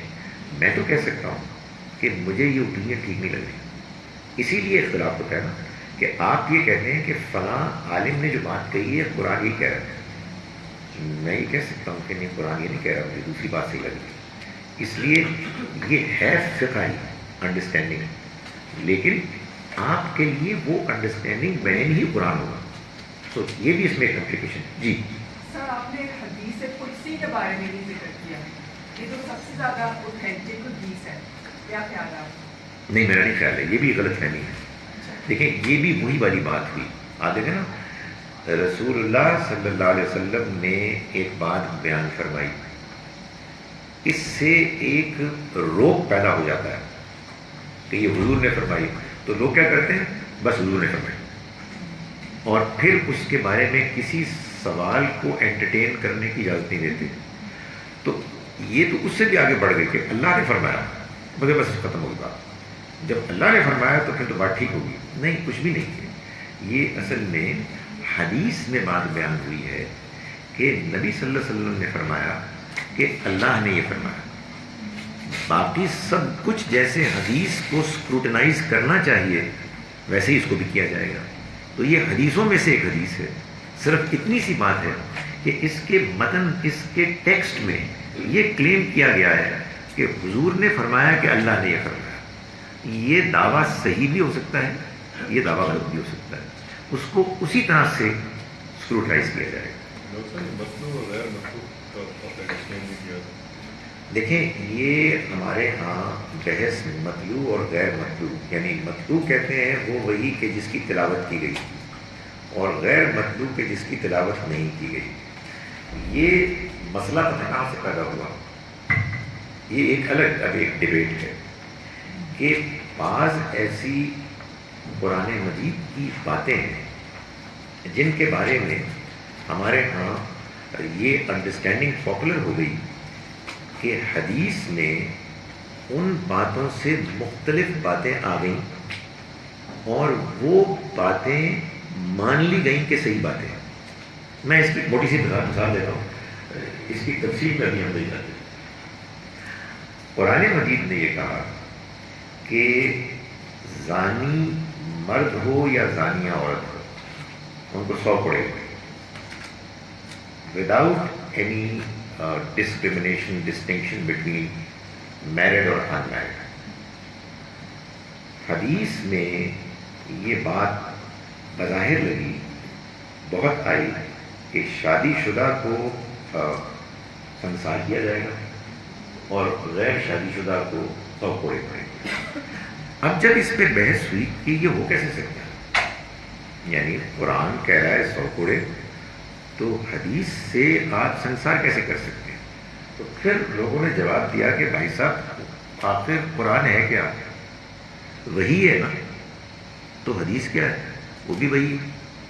صرف فرق یہ ہے کہ وہ یہ مطلوب ہے، یہ غیر مطلوب ہے. تو یہ اصطلاح یہاں سے نکلی، وہی خفی اور جلی یہ بھی ادھر سے نکلی. کہ وہ جب آرگومنٹ ڈیولپ ہوئی نا تو انہوں نے کہا کہ آپ کو پرابلم کیا ہے. بھائی میں اور آپ قرآن کی بات کی نفی نہیں کر سکتے، لیکن قرآن کیا ہے، وہی، تو وہی کو وہی تو نفی کر سکتا ہے نگیٹ، یا اس کو سپرسیڈ کر سکتا ہے. تو یہ یوں ہوئی یہ. سر ابھی آپ نا بتا رہے تھے مسجد میں جیسے چڑیاں بنی تھی، تو مجھے اس سے ریلیٹڈ کوشچن آیا ہے کہ کچھ لیڈیز کے کپڑے ہوتے ہیں جن میں چڑیاں پرندے بنے ہوتے ہیں، اینیملز بنے ہوتے ہیں، تو ان میں پھر نماز پڑھ سکتے ہیں یا نہیں پڑھ سکتے؟ یعنی جو نبی صلی اللہ علیہ وسلم سے معلوم ہوتا ہے ایک واقعے سے، وہ یہ ہے کہ جو کپڑے چاہے آپ کے سامنے ہوں چاہے آپ نے پہنے ہوں، جو آپ کو ڈسٹریکٹ کرے نماز سے، تو وہ نہیں پہننے چاہیے. اس لیے کہ نماز میں ہمیں کرنی ہے اللہ پر فوکس، اللہ کو یاد کرنا ہے. تو کہتے ہیں کہ کسی موقع پہ ایک پردہ ایسا تھا جس میں اس طرح کی کچھ چیزیں بنی ہوئی تھیں، تو آپ نے پھر ان کو ریموو کرا دیا. لیکن ادروائز ظاہر ہے کہ آپ جو کپڑے، بلکہ ابھی ہم نے کل ہی جو آیات پڑھی ہیں تراویحوں میں، اس میں ایک آیت آئی کہ خذوا زینتکم عند کل مسجد، تو ہر مسجد کی حاضری کے موقع پر اپنی زینت کو اختیار کرو، یعنی اچھے کپڑے پہنو. جیسے تم لوگوں کے پاس جانے میں اچھے لگنا چاہتے ہو نا، تو اللہ کے سامنے حاضری کے موقع پر بھی تمہیں اچھا لگنا چاہیے. ऐसा नहीं है जी, Same applies to the women. ज़ाहिर है वो नमाज पढ़ेंगे तो ऐसे ही होना चाहिए। यानी बात ये है कि हमारे यहाँ इबादत का लिबास और दूसरा लिबास कोई अलग अलग नहीं है, अच्छा लिबास पहनना चाहिए। तो ये मामला है जी। दाढ़ी के मुताबिक भी कुछ वजाहत कर दीजिए कि आपने पढ़ाई है।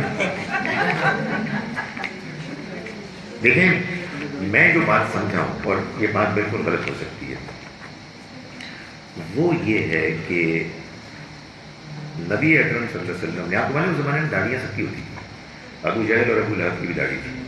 यानी वो ऐसा नहीं था कि मुसलमान जो होते थे वो दाढ़ी रखते थे और गैर मुस्लिम जो थे वो दाढ़ी नहीं रखते थे, दाढ़ी सभी रखते थे। हाँ, अरबों में, हम तो उस इलाके में, उस ज़माने में।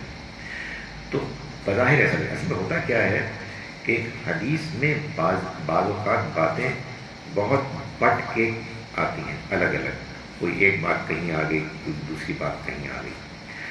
तो नबी सल्लल्लाहु अलैहि वसल्लम से बाज़ सहाबा किराम ने, ख़ास तौर पर मदीना मुनव्वरा के जो बुज़ुर्ग सहाबा थे, जिन्होंने एक ज़िंदगी गुजार ली थी मदीने में यहूदियों के साथ, आपको मालूम है वहाँ जो मजहबी लोग थे वो तो यहूदी थे, तो उन्होंने हुजूर से बहुत से सवाल किए।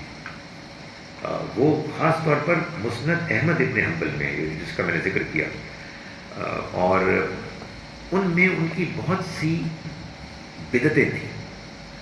यानी उन्होंने बहुत से काम ऐसे शुरू किए हुए थे कि जिनको वो दीन करार देते थे। वो सवाल करते जी कि वो ये करते हैं, मिसाल के तौर पर वो जूते ऐसे पहनते हैं, तो आपने फरमाया नहीं ऐसे नहीं वैसे भी पहनो। यानी ये जब बिदत बन गई है तो इस बिदत के खिलाफ करो। उन्हीं सवालात में से एक सवाल ये भी था कि वो अपनी मूँछों को बढ़ाते हैं और अपनी दाढ़ियों को कम करते हैं। तो आपने फरमाया कि दाढ़ी बढ़ाओ, मूँछें कम करो। यानी बात यह है कि ये जो मूँछें हैं इनको पस्त होना चाहिए। आपने दाढ़ी रखी है तो, और मूँछें भी हैं, तो मूँछें कम होनी चाहिए। इसमें यानी दाढ़ी बढ़ाना अलग से कि जब लोग उसको काट रहे हैं, ये उस तरह की रिवायात में नहीं है।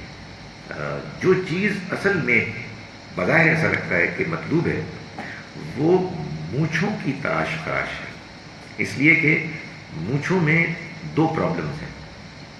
एक ये कि उनके ज़रिए से आप तकब्बुर का इजहार कर सकते हैं, और लोग करते हैं, किया करते थे।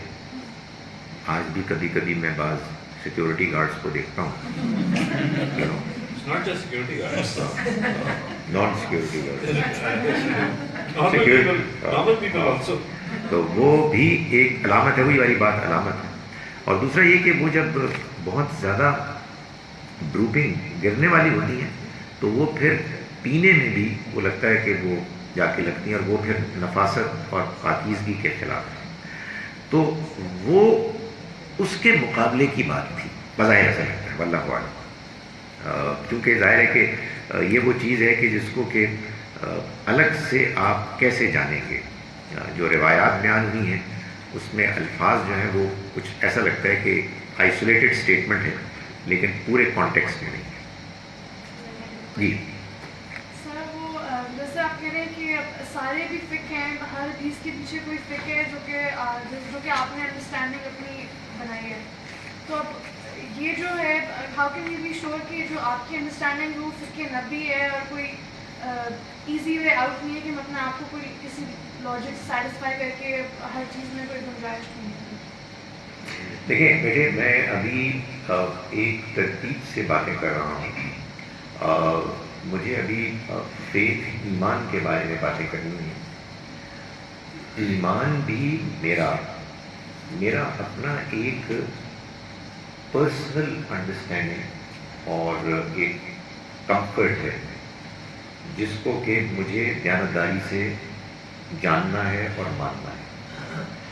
लाइकवाइज अपने ईमान की रोशनी में अमल, दीन पर, इसमें भी मैं जब पर्सनल लेवल पे फैसला करूँगा तो मैं कोई ओपिनियन मानूंगा ना कि ये सही है, तो उसको जब मैं मानूंगा تو میں جو ڈفرینٹ پاسبلٹیز ہیں، آپشنز ہیں، ان کو میں کیئرفلی اسٹڈی کروں گا، اور جو بات مجھے صحیح لگے گی میں اس کو مانوں گا. میں نے ایک پچھلے لیکچر میں اس کو کلیریفائی کیا تھا آپ نے اس میں، کہ اس میں جب میں کنفیوزڈ ہو جاؤں گا تو فار دا ٹائم بینگ میں وہ بات مان لوں گا کہ جو بات وہ کوئی عالم کہتے ہیں کہ جن پر میرا کانفیڈنس ہے، لیکن میں دوسروں کی بات سنتا رہوں گا. اور جب مجھ پر یہ بات کلیئر ہو جائے گی کہ ایک بات اس بات سے بہتر سامنے آ گئی، بہتر سے مراد زیادہ کنونسنگ، دینی لحاظ سے زیادہ کنونسنگ، تو جو بات مجھے کنونس کرے گی میں اس کو مانوں گا. سو یہ دین کا ماننا اور دین کا سیکھنا یہ بیٹے ایک آن گوئنگ پروسیس ہے. یعنی ایسے نہیں ہے کہ آپ نے کسی دن ایک لسٹ لے لی اور اس کو مان کر عمل کرنا شروع کر دیا فار آل ٹائمز ٹو کم.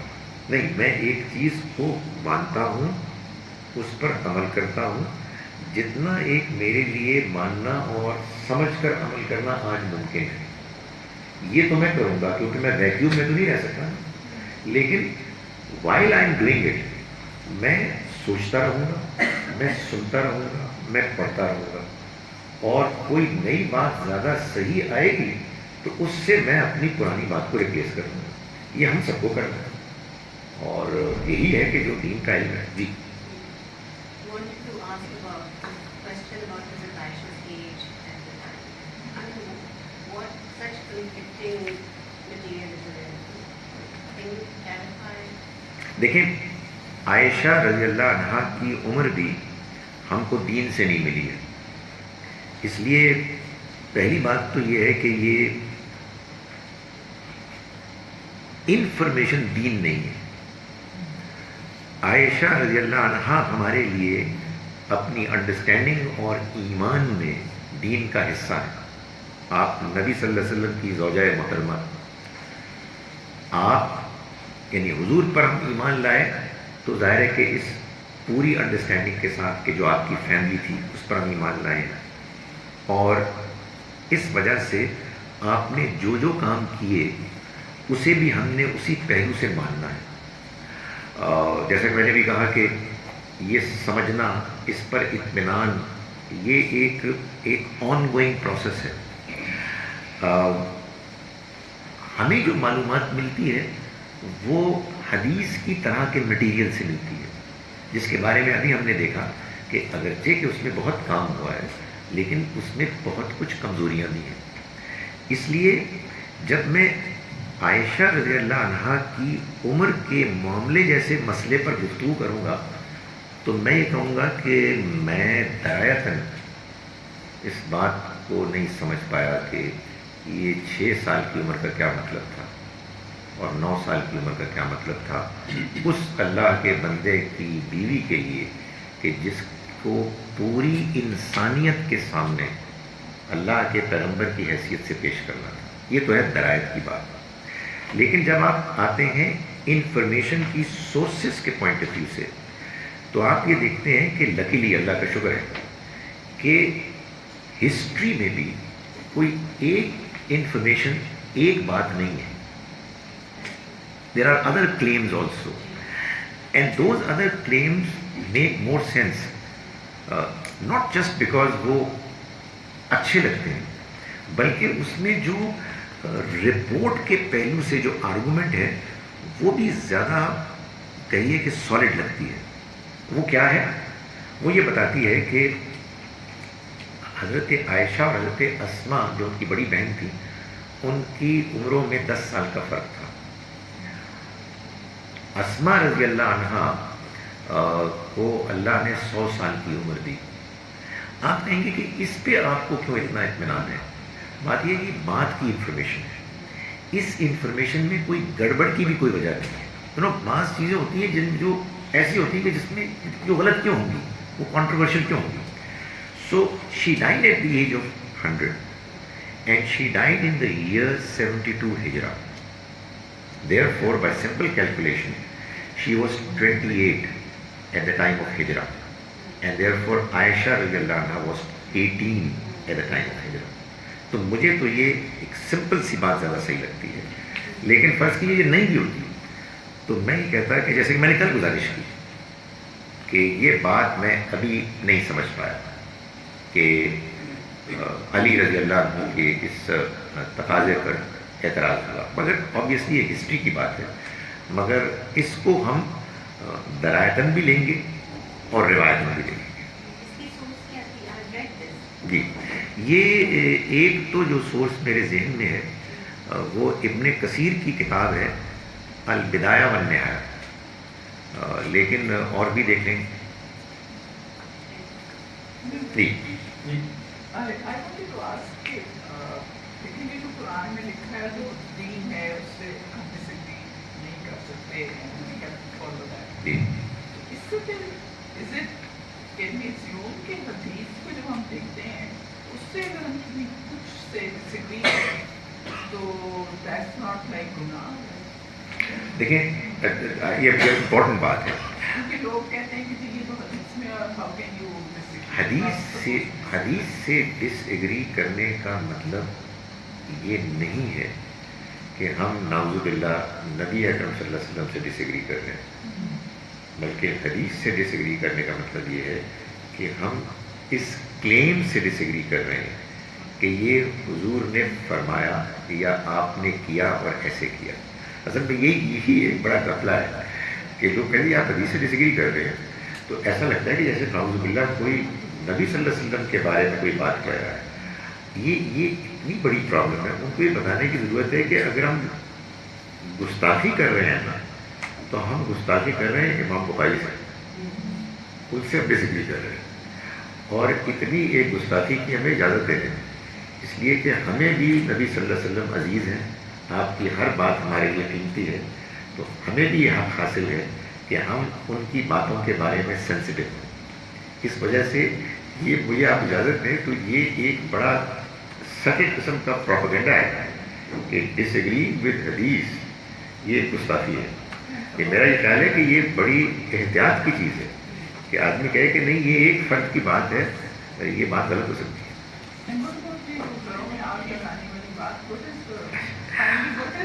جی وہ میں نے سسپینس کریٹ کیا تھا.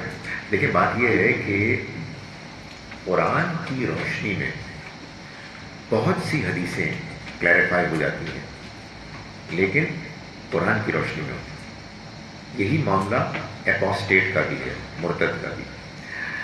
قرآن سے معلوم ہوتا ہے کہ جب یہ اعلان ہو گیا ہے، وہ پاک تھی اس میں جب میں نے یہ بتایا تھا کہ سورہ توبہ میں اللہ تعالیٰ نے ان لوگوں پر اپنی پنشمنٹ عذاب کا اعلان کیا کہ جنہوں نے نبی صلی اللہ علیہ وسلم کا انکار کر دیا، اس کے بعد کہ ان پر بات آخری حد تک واضح ہو گئی. یہ انکار کرنے والے 3 قسم کے لوگ تھے: مشرک تھے، اہل کتاب تھے اور منافق تھے. منافق مسلمان ہوتے تھے، کلمہ پڑھتے تھے، لیکن وہ بھی انکار کرنے والے تھے. ان کو الگ کرنے کے لیے جو طریقے اختیار کیے گئے، ان میں سے ایک طریقہ یہ تھا کہ یہ اعلان کر دیا گیا کہ تمام مسلمان مردوں کے لیے یہ لازم ہے کہ وہ نماز پڑھنے آئیں. تو یہ اس زمانے کی بات ہے کہ آپ نے فرمایا کہ یہ اب نہیں آ رہے ہیں تو ان کی یہی سزا ہونی چاہیے. بہت سے ہمارے لوگوں نے انفارچونیٹلی وہ آیات اور وہ احادیث کہ جو عذاب سے متعلق ہیں، جو ایرا اسپیسیفک ہیں، ان کو جنرلائز کر لیا. تو آپ سوچئے کہ وہ کتنی بھی یہی ہے وہ جو جس کی وجہ سے ہمارے جو ملیٹنٹس ہیں وہ لوگوں کو مارتے ہیں اور وہ آیات کوٹ کرتے ہیں کہ جن آیات کا تعلق اس زمانے سے ہے کہ جس میں اللہ نے اپنا عذاب نازل کیا. اپوسٹسی یعنی جس نے دین چھوڑ دیا اس کو قتل کر دیا جائے گا. اس کے بعد آپ کا سوال ہے، جیسے ہی ختم ہوا آپ کا سوال کر دیں گے. قرآن سے معلوم ہوتا ہے کہ جو لوگ مشرک تھے وہ اگر مسلمان نہیں ہوں گے تو ان کو قتل کر دیا جائے. یہ ان کی سزا تھی جو قرآن میں بیان ہوئی. اور ظاہر ہے اس کی لاجک، اس کی ڈیٹیلز ہے. ظاہر ہے کہ اگر کوئی شخص مسلمان ہو گیا اپنی جان بچانے کے لیے اور بعد میں حضور کے انتقال کے بعد اس نے پھر دین چھوڑ دیا تو پھر اس کو وہی سزا ملی.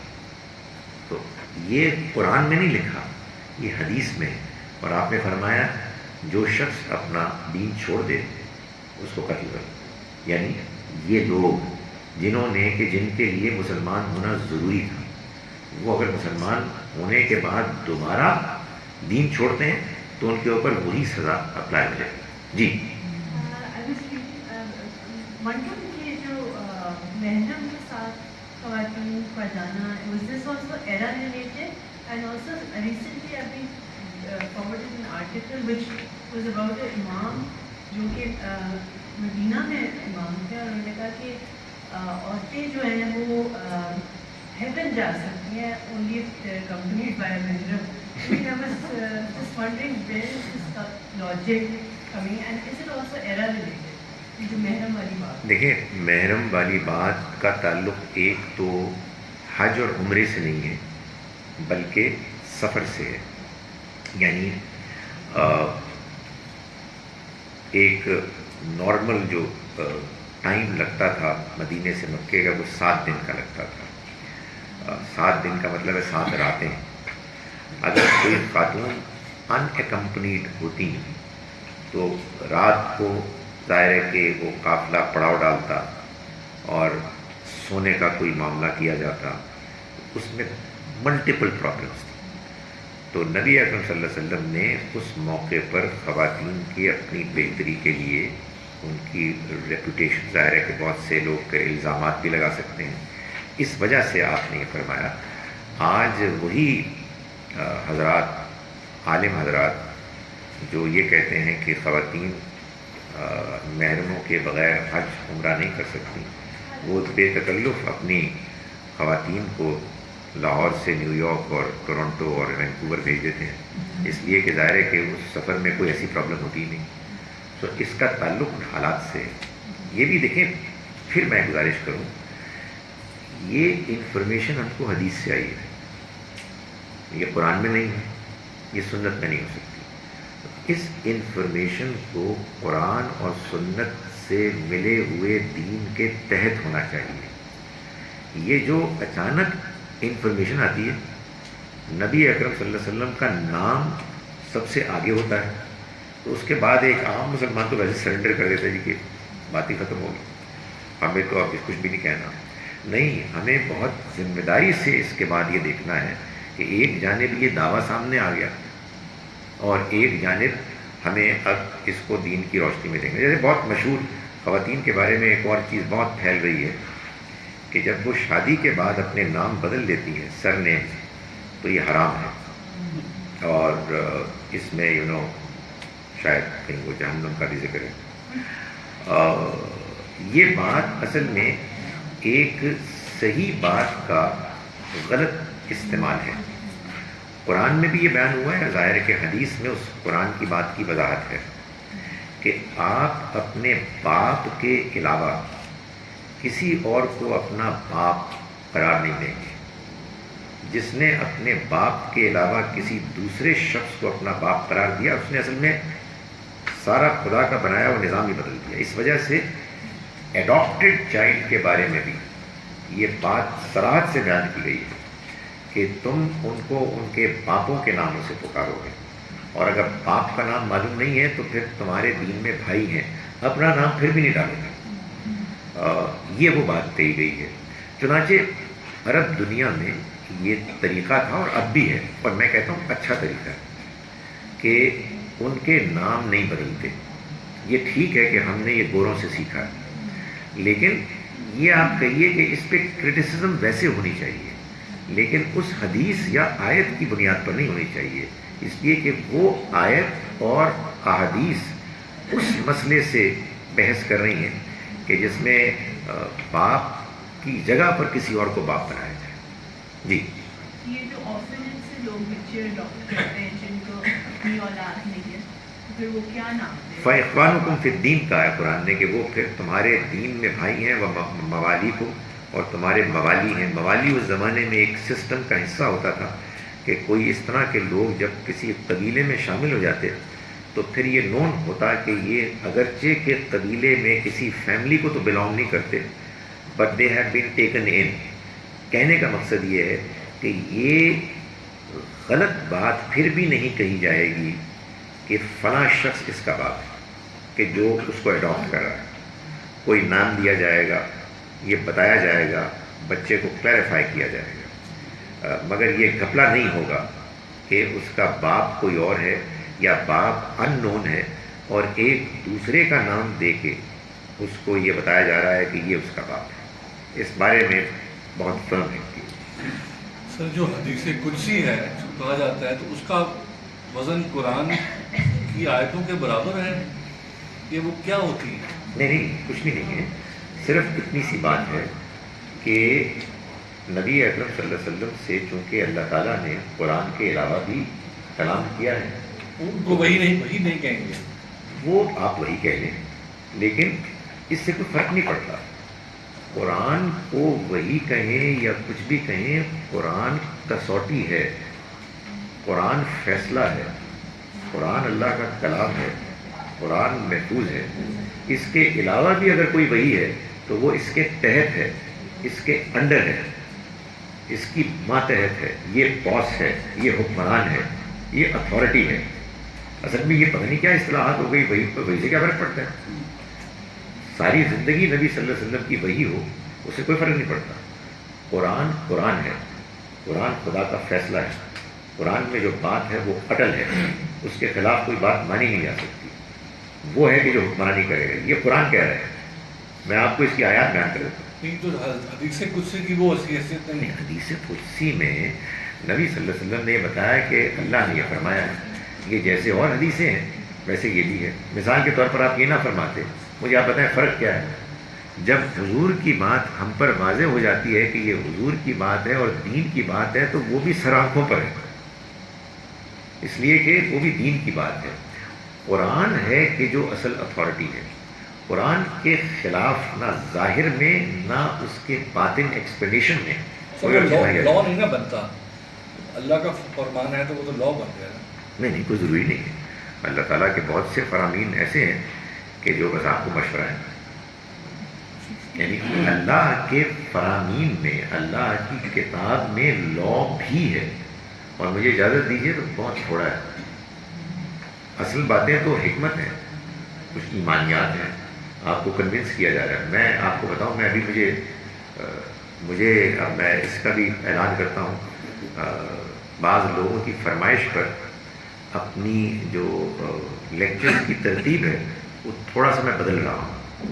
آج ہم نے اپنی آپ کہیے دین کو جاننے کی سورسز کی ڈسکشن تو پوری کر لی.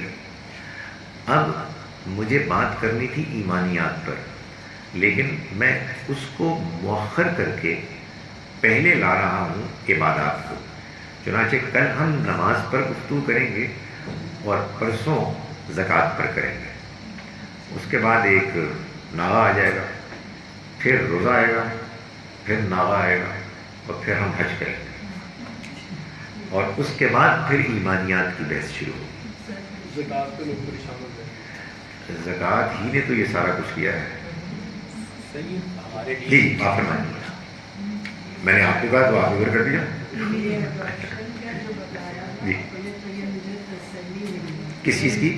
اڈاپشن. جی اب ہم نے جیسے میں نے 3 بچے کیے ہیں، تو پھر میں کیا نام دوں؟ صحیح اسکول میں پاسپورٹ پہ ایک نام تو دینا ہے نا ان کو. اگر اس کا نام ہے عبداللہ، بہت اچھا نام ہے عبداللہ، میرے ذہن میں بھی جا رہا تھا. عبداللہ نام ہے تو میں صرف عبداللہ کے نام سے تو بلاتی ہوں، مگر میں اسکول میں تو دوں گی نا اس کا کوئی نام، سر نام ہے، پھر اس کا کیا؟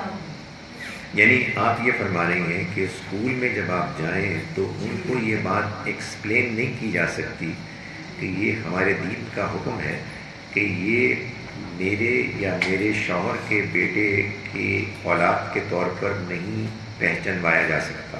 یہ نہیں بتا سکتے ان کو. ایک نام دیں گے نا.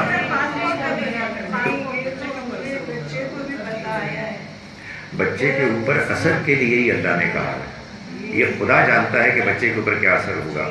میں آپ سے گزارش کروں کہ یہی وہ فیکٹر ہے. دیکھیں ایک بات سمجھ لیں, ہم کو اللہ نے عقل دی ہے, ہم کو فہم دیا ہے, اور اس کے اوپر اس نے ہمیں اپنا دین دیا ہے.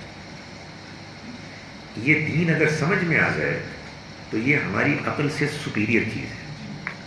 اگر دین سمجھ میں آ جائے, یعنی کہ یہ اللہ کا دین ہے, یہ پیغمبر کا حکم ہے, اور میری عقل میں نہیں آ رہا, مجھے پھر بھی ماننا ہے, اس لیے کہ اصل میں یہی دین کی حیثیت ہے.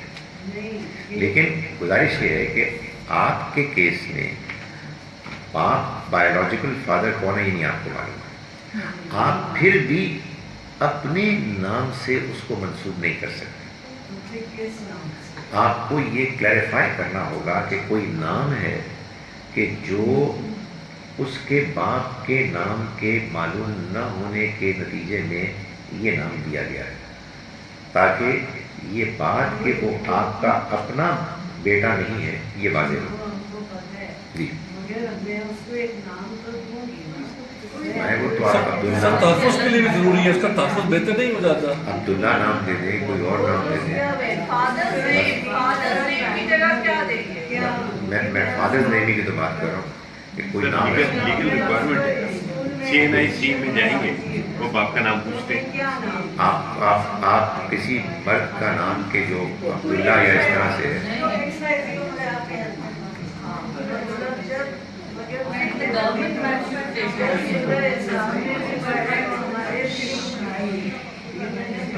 جی جی اگر میں اپنے میاں کا ہی نام دوں مگر بچے کو پتہ ہے کہ وہ عورت ہے, مگر ایک نام تو دینا پڑے گا نا. دیکھیں میں اس کو دے دیں. مجھے ابھی تک یہ سمجھ میں نہیں آئی کہ آپ کے ہسبینڈ کے نام کے علاوہ دوسرے نام میں پرابلم کیا ہے. پہلے مجھے سمجھا دیں. نیم تو مجھے دینا پڑے گا. وہ دے دینا کوئی اور نام. فرض کرو میں شفیع نام دے جی جی جی تو وہ تو دینا پڑے گا. دے دینا اس کو. تو اس میں تو کوئی گناہ نہیں ہے. نہیں, میرا خیال کمیونیکیشن نہیں ہو پا رہی. میں یہ کہہ رہا ہوں کہ فرض کیجئے کہ آپ کے ہسبینڈ کا نام شفیع ہے, تو آپ شفیع نام نہیں دیں گی, آپ عبداللہ دے دیں. نہیں تو دیکھیے مقصد تو اس کنفیوژن اس غلط بات کو ختم کرنا ہے کہ یہ اس فیملی کا نہیں ہے. اسکول میں ہو مدر کے نام جی ہمارے سب پاسپورٹ جی تو پھر ہم اس بچے کے پاسپورٹ پہ کیا لکھتے, ایک نام تو ہوگا نا اس میں, وہ پوچھیں گے نا پھر یہ کیوں چاہتے ہیں. تو آپ اس کو بتائیں گے اڈاپٹڈ چائلڈ ہے, تو وہ پھر کہتے ہیں نا کہ اسلام میں تو اڈاپشن نہیں ہے, تو ہمارا یہ سب نہیں یہ آپ نے بالکل نئی بات کی ہے. یہ بالکل آپ یہی دیکھیں, میں آپ کو بتاؤں کیا مسئلہ ہوتا ہے. یہ ہمارے ہاں ایک اور مسئلہ پیدا ہوا ہے. وہ یہ پیدا ہوا ہے کہ ہمارے ہاں بعض لوگوں نے کچھ ایسے احکام پردے کے سمجھے ہیں کہ جس کے بعد محرم اور نام محرم ایک دوسرے کو دیکھ ہی نہیں سکتے. اس کے بعد انہوں نے کہا کہ پھر یہ بچہ کیسے اڈاپٹ ہو سکتا ہے. تو یہ کچھ اور ریورس گیئر انہوں نے لگایا ہے, کچھ اور بات سے سمجھا. قرآن بڑا کلیئر ہے اس بارے میں کہ آپ اڈاپٹ کر سکتے ہیں, اور بڑا کلیئر ہے اس بارے میں کہ آپ اڈاپٹ کر کے اڈاپٹڈ چائلڈ کو اپنے اس باپ کا نام نہیں دیں گے جس نے اڈاپٹ کیا, بلکہ اس کے بایولوجیکل فادر کا نام دیں گے. اور اگر اس کا نام معلوم نہیں ہے تو پھر تمہارا دین میں وہ بھائی ہے. یعنی اس کا مطلب یہ ہے کہ ایک ویگ بات ہو گئی.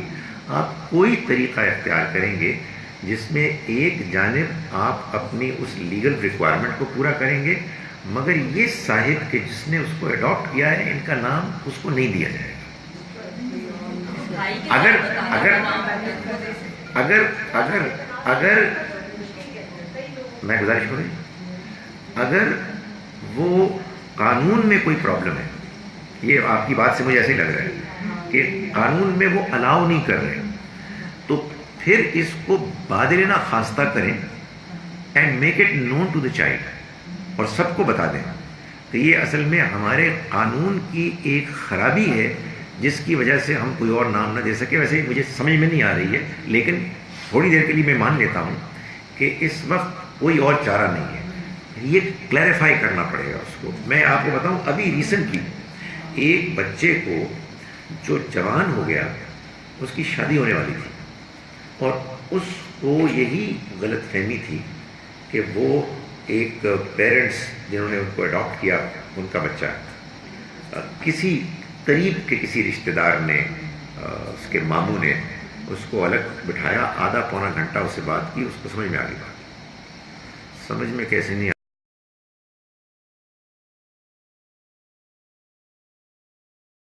ایسے ہی وہ آپ دل میں آپ اس کے غلط فہمی ڈالیں گے.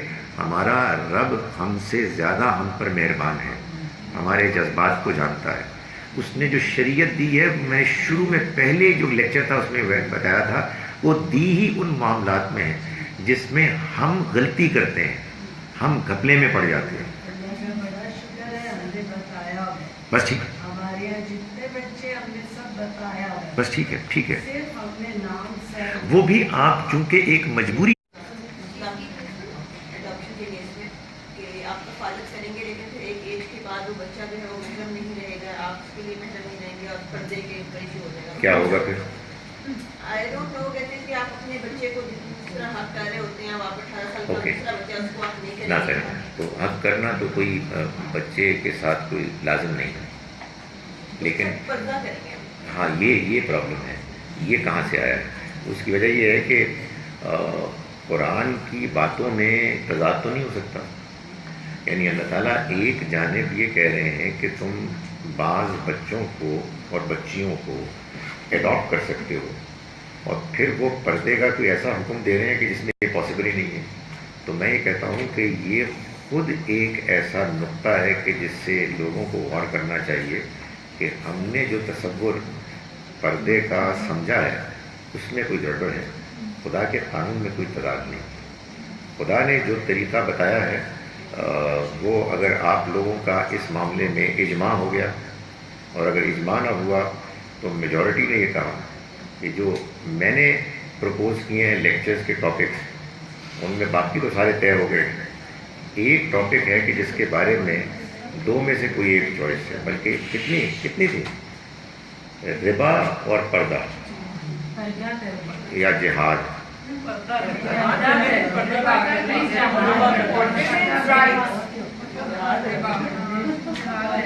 وہ خیر دیکھتے رہیں گے. جی تو میری گزارش یہ ہے، میں تو اس کو ایسے دیکھتا ہوں کہ جب اللہ نے کلیئرلی اجازت دی ہے اڈاپٹ کرنے کی، تو پھر یہ ہو نہیں سکتا کہ اللہ تعالیٰ اجازت دے اور کہہ کہ وہ ہو، یہ تو ہو نہیں سکتا. آگے چل کے بس اس سے معلوم ہوا کہ ہم نے کچھ ایسے تصورات قائم کیے ہوئے ہیں کہ جس کی وجہ سے ہم کو ایسا لگ رہا ہے کہ یہ نہیں ہو سکتا. تبھی میں سوال پہ چونکا تھا. اجازت سے مراد ہے یتیموں کی سرپرستی ہے جو کافی نہیں، سورہ احزاب میں کہ تم ان کو ان کے باپوں سے پکارو، وہ تمہاری اولاد نہیں بنتے. یعنی یہ نہیں کہا اللہ تعالیٰ نے کہ تم ان کو اڈاپٹ نہ کرو، بلکہ یہ کہا کہ تم اس میں یہ قانون، یہی تو زیر بحث ہے ابھی، کہ قانون یہ بتایا کہ جب تم بچوں کو اڈاپٹ کرو تو ان کے باپوں کے نام سے پکارو. اس کا مطلب یہ ہے کہ تم اڈاپٹ تو کر سکتے ہو، تو اڈاپٹ کر سکتے ہو، لیکن اس کے بعد